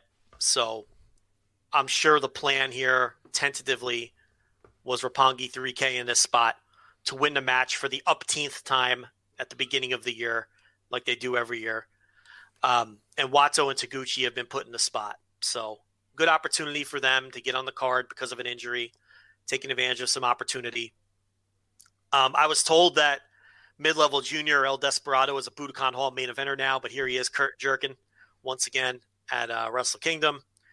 I like the team, though. I like mid-level junior El Desperado and Kanemaru. They're probably my favorite tag team in the company right now. I mean, I'm into them more than I'm into Tekkers.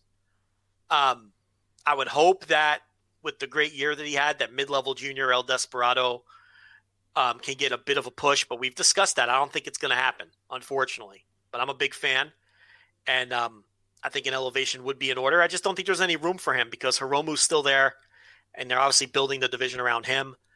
And I think the big heel push is going to go to Phantasmo.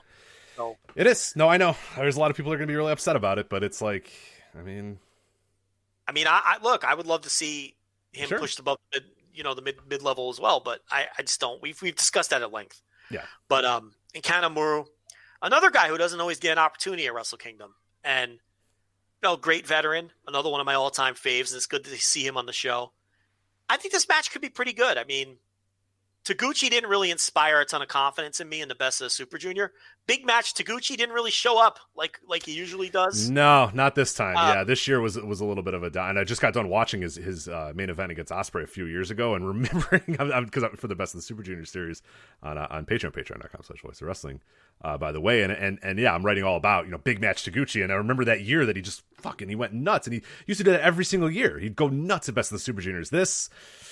We may have gotten to the point now where he can't do that anymore. He doesn't want to do it anymore. Or he understands kind of his lot in life, but we'll see. I don't know. This is one of the bigger spots. Honestly, if you really look at it, this is one of the bigger spots that Taguchi's been in a Wrestle Kingdom in quite a few years. Yeah. Did you see Wato? Did you see Wato at the presser and how nervous he was? Oh my God, I know. Wato constantly has a look on his face like he's on the verge of a nervous breakdown. That's what he looks like. He's that one anxious relative you have who is always like right on the verge. They're like, they've got a cigarette and they're like, they're tipping the ashes in the ashtray and their hand is shaking and they're always nervous about it. That's the look he has on his face constantly. He's like, Wato is so weird too because he sucks, but he's good, but he also sucks. Right. Like there's things he can do well, but it's like the overall package, he's not good. And we know that people don't love working with him, and he's kind of getting that kind of reputation. And it's like, but he could be good. Like, there's a chance for him to be good. And sometimes he does look really good. Right. It's not over yet. I'm not throwing dirt on him yet, but we're getting to the point where I'm going to need to see at least a transformation of the character, a transformation of him. He's got to gain confidence. He's got to feel like all you have to do is look at Great Okan when he's done with the match and look at Master Wato when he's done with the match. The confidence levels yes. are just one guy's puffy-chested, out there screaming his lungs out, knows that he belongs, knows that he's a star, knows that he's a top guy, and the other guy's Master Wato. Yeah, who looks like a kid that doesn't want to get called on in class, is the look that he has. Like yes. I didn't read the book, I really hope she doesn't call on me type of attitude that Mr. Wato has. Every time of like, oh no, I didn't read Macbeth at all. Like, I don't know anything about this book. Like, yeah. It's so much as confidence. You're either sitting up straight in your chair in class and want to get called on. That's exactly it. And Okan has that confidence and that presence, and Wato just doesn't yet. And look,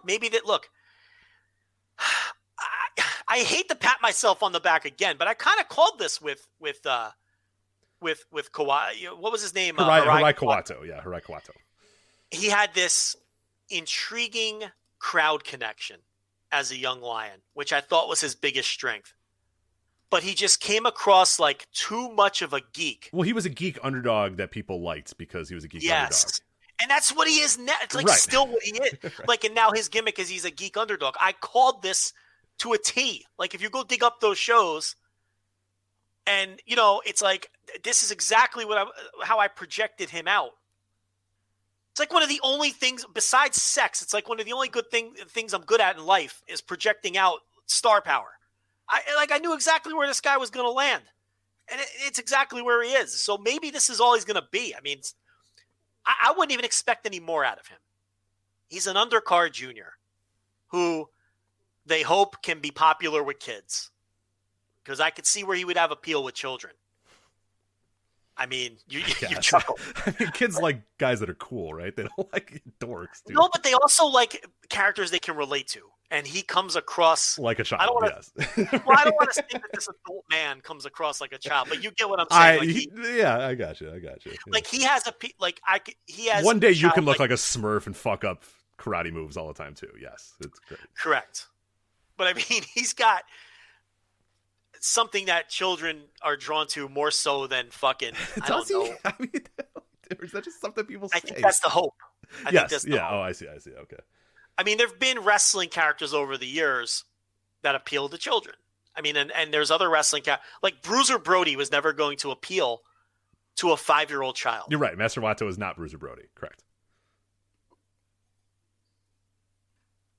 You got to work with me here. I'll go. Okay, you're fine. Go ahead. He's Heat. Minoru Suzuki is not going to appeal to a 5-year-old child. He's going to scare them to death, right? But if you're an undercard comedy guy, and I'm not saying he's a comedy guy, but we've seen them in other places, undercard comedy wrestlers sometimes appeal to children. I think I don't think he's a dynamic dude, is what you're saying. He's come out on a skateboard and throw frisbees to the crowd. Well, yeah, because they failed, and he will probably see. That's the thing. I don't think he's appealing to anyone right now, but I think the idea is they want him to be popular with a younger demographic, and I think that's his ceiling. And you nailed it. Like that was kind of what he was as a young lion. You knew he was goofy, and he had an underdog charm to him, and that was where that crowd connection came from. He's not going to get past this level. All right, let's move on to the Never Openweight Championship match, a match that I'm really looking forward to here. Shingo Takagi versus Jeff Cobb. Another huge spot for the Empire guys. Another potential loss for the Empire guys, but would it shock you or stun you if Jeff Cobb wins this title here? No, I think he'll win. I have an interesting question to pose to you. Do you think Cobb is getting this title match instead of Okan because they see Okan above Never already? Yeah. It's kind of like Okan's for sure. level. Yeah, no, definitely.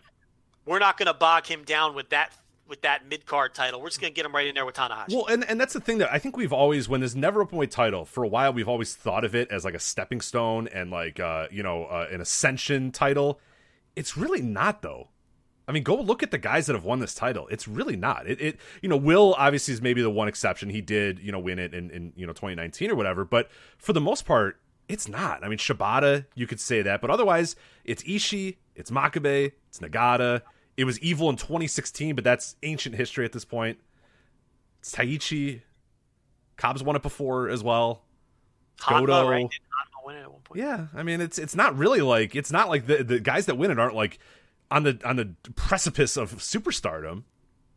Right. It's not those guys. And Cobb's already had it. You know what I mean? Like, so I think you're absolutely onto something. I think that they think that there's higher hopes for him and they don't want him bogged down with the Never title, which is wild to say, but that's where we're at. He's against fucking Hiroshi Tanahashi at the goddamn Tokyo Dome. Like, we're past the Never title. You know what I mean? We're over that. Yeah. Like he's just skipping it. Yeah. Mm-hmm. He's done with that. I mean, Jay White didn't fuck around with the Never title. Yeah. Okada wasn't, rainmaking fucking Masato Tanaka to win the title. That's his ascension up the ladder. No, you're dead on. So I'm glad you agree on that point. I also think being part of the Empire, I wasn't sure how Cobb would kind of fit in, but man, does it work, because he just gets to be the stoic ass kicker who doesn't have to talk. And if you saw his Wrestle Kingdom presser, thankfully he never has to talk. And he doesn't have to be the lead guy. He can just settle in as the enforcer of the group while Okan and Ospreay do all the talking and are the leaders and the clear stars. And he just comes across so much better to me as this than random Gaijin guy who wrestles in G1s. I think it has done a ton for the way he comes across. What do you think of that? No, absolutely. No, I think so. And yeah, he's a guy that's I feel bad for his promos because he's like a super nice guy in real life, and I think that's probably what one of the issues is he doesn't ever feel like a pro wrestler. He doesn't have that sort of like, because he works like a pro wrestler, he looks like a pro wrestler, he's got all that, but he never, I don't know, like he doesn't, I don't think he fully buys into like the circus that is pro wrestling. Does that make sense? Yeah. And I just think some guys can't cut promos. Yeah, and that's fine. But this is perfect. He can look like $1 million. He can look like a literal truck and fold his arms and then beat guys up and it's good. Yeah. So I think you definitely worked out the areas and then worked out the kinks that he's not very good at, and you're just going to be able to emphasize what he is good at. And what he's good at is looking like $1 million and being a big fucking brick shithouse. So yeah, go for it. When you can't cut a promo, you make him a heel, you give him a manager. Yeah. And that's the equivalent of this. They made him a heel, and the other two guys do all the talking. So, it's done well for him. I'm glad to see Shingo in an important match on the show, or just on the show, period. Because he's another guy who's got a very sketchy. Yeah. Last year he what did he do last year? Because it was Goto and Kenta. Oh my God, you don't remember? We had an hour-long rant about this. He was in the Never thing and then didn't even wrestle the next night. Remember? Yep. A joke. So it's good to see Shingo. But again, I think this is his ceiling. They've gotten him to a certain level, and they're not going to go any further with Shingo. He's a Never guy. and because he's not one of their own and he's getting older. And it's just a waste of a resource, in my opinion. It's criminal. But they have their long-term plans and they stick to them. And it's not like they have any shortage of guys. So it's hard to be super critical because they're going to push the right people and they're going to continue making a ton of money. But it is a waste of a resource because we know he could be a draw at the top level. We know it. And the work is obviously there. But he's not one of their guys, and there's just other people in line, and this is going to be his ceiling. But this is kind of a sleeper match too. I'm really into all three Empire matches. I'm really into Empire right now. And they haven't been doing a lot of cheating and outside interference in the lead up. They're just beating people up and kicking people's asses and winning. And I thought the Will Ospreay sneak attack on Okada at the end of that one Korakuen show was so fucking awesome. Okada's checking on Tanahashi because they destroyed his leg again. And the Empire's leaving and the music's playing. And that little snake slithers back into the ring and delivers a hidden blade on Okada. And then, Rich, the imagery of Tanahashi and Okada. Yeah, laying on top of each other, dead. Dead. It's just so awesome. Yeah. And that tells you all you need to know about what they think of these Empire guys. But it also tells me that I think that's why I think Okada and Tanahashi could both win. Yeah, right. I think the lasting image was those guys dead in the middle of the ring. So I think it's pretty. It stands to reason they might get their revenge. But I don't know. And that's why I'm interested in these matches too, because I think they're all three of them are coin flips, and I'm interested in that. I like that idea of it. And like you said, we're watching a unit ascend up the ladder, and it's a unit that kind of aligns with a lot of what we want out of our wrestling, which is, like you said, they're not cheating, they're just being dickheads, they're just being assholes, and that's, to me, is always the best heel heat. I will always take a heel that's just a fucking pile of shit over a heel that needs to cheat to win. Like, that the guy who doesn't need to cheat but does anyway, or the guy who wins a match and then decides, I'll fucking cheap shot this guy afterwards just because I'm an asshole, and that's what it is. Yeah, you're right. And that was a concern because we don't need another cheating unit. There's enough of that. But we'll see. We could get burned here. Yeah, we'll see. Hopefully not. We could get burned. I'm hopeful. And I'm hopeful as well. We could get burned. I want a supercut of Hidden Blades. That move is it never doesn't look incredible. It's just, I watched Will Ospreay versus Hiromu from last year the other night, and that he hits a Hidden Blade in that match. Oh my God. I mean, it's just, every time he hits that move, it's like every time I look at my Observer award ballot, I'm like, best wrestling maneuver. It's like, oh, Hidden Blade, of course. I don't think anything comes close. It's just such a great move. And what's cool about that move too, and what's masterful about it, is that the way that, because Will then, the way he hits it, he'll also kind of fall on the guy too, so the guy knows when to take the bump too. Which is important, because it's not like some moves are real clunky and weird and the guy doesn't. But the reason everybody looks like great when they take the Hidden Blade is because when they take it, he kind of will shove them down as he goes down as well. So everybody always looks the same. It's consistent. It always looks like death. Oh, it's perfect. It's a great move. I'm glad he added that to the. It's so good and looks so good that all those nerds thought he really knocked out Ibushi with it. right. When Ibushi really got knocked out on that corner post spot, right, a few minutes earlier, when he hit his head on the what do you call it? Corner post, right? What do you call that? The fucking steel, whatever. Yeah, the post. I would say the post. Yeah, the turnbuckle post or whatever. I mean, that's where he got knocked loopy. But the Hidden Blade looks so awesome that people thought he knocked him out with the Hidden Blade. But what a happy accident, because it got the Hidden Blade over instantly. Yes. That's one of those happy accidents in wrestling. The guy was already unconscious, but then it looks like this new, and it's like the first time he did it, I think, or maybe, I don't know, someone will correct me if it wasn't, but it was still a new move. He hits this fucking thing, and it looks like it killed the guy, so it instantly gets the move over. So sometimes in wrestling, you luck out, and you take advantage of the circumstances. Evil versus Sonata.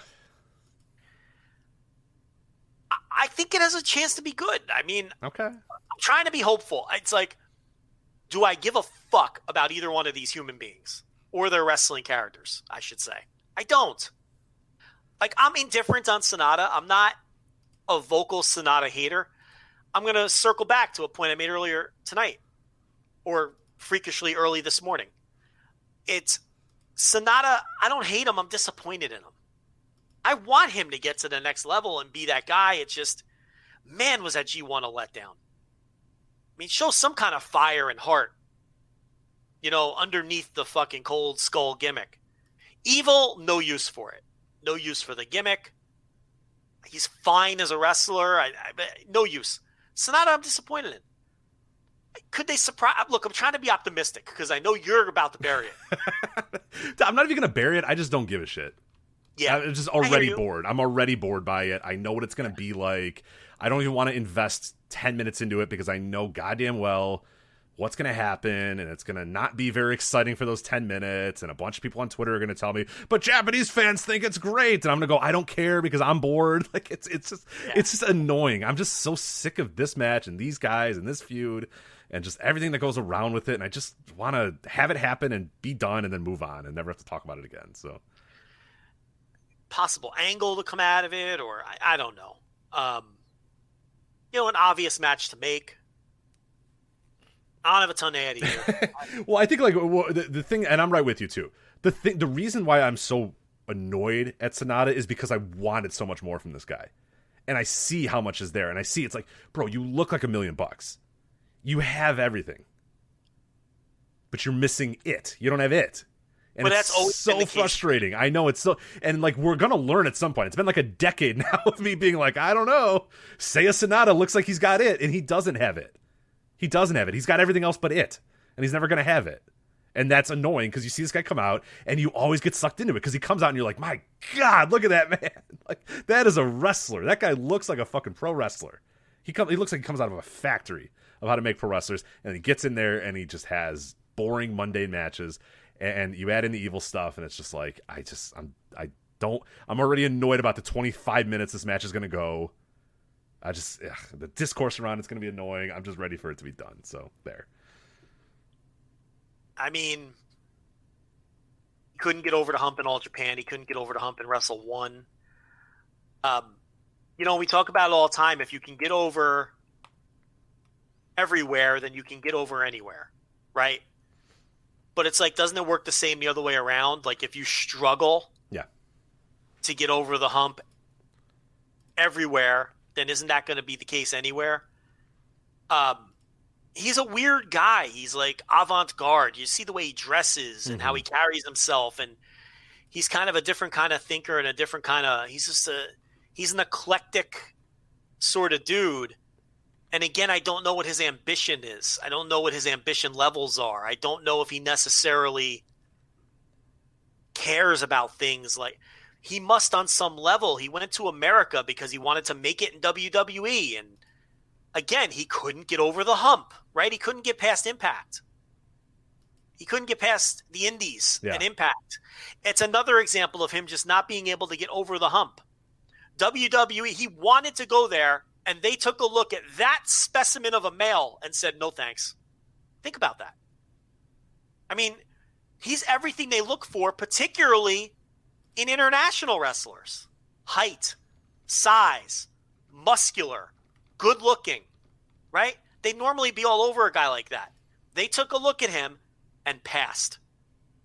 All Japan, couldn't get over the hump. Wrestle 1, okay, granted, young wrestler at the time. Wrestle 1. Main event of the first show against Kai. Well, not the main event, but the match, they put them together. You get what I'm saying.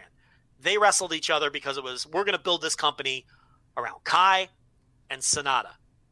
Couldn't get over the hump even when the opportunity was being handed to him. Couldn't get over the hump in America and struggling to get over the hump now. This is why I am not as bullish on Sonata anymore. I was years ago. But his performances have kind of made me question whether he can get over that hump in this company. I think they want him to, but that G1 performance is going to stick in my mind. He was so listless, and it was supposed to be – look, people thought he was going to win it. He was the favorite going into that thing in a lot of people's minds, and his performances – is anyone saying, Sonata should have won the G1? No. But you should be. If he would have grabbed it by the fucking throat and gotten in there and showed some fire and some heart and some desire and some ambition as a guy who wants to be the top guy and be the fucking man. But did he ever show you that? No. Totally listless. Okan has showed you more in 4 months. And this guy, they want him to get there. He just isn't. I don't know if he has it in him. Yeah, I don't either. So I question whether he'll ever get over the hump because he's never shown me that he can. And I'm annoyed with this guy because I don't like being wrong. And years ago, I said he would get there. And now I have a lot of questions. Move on to final two matches here of night 2. We have Taiji Ishimori versus the winner of Hiromu and El Phantasmo. You and I are both, I think, in agreement that Hiromu is going to win this match, go on to face Taiji Ishimori, and win the title. In what should hopefully be a pretty good match. These guys usually, especially in these big spots, have great matches. Ishimori is a guy who can come and go effort-wise, but I think in this fucking semi-main event of Night 2 of Wrestle Kingdom against Hiromu Takahashi in a Junior Heavyweight Championship match that he's going to bust his ass.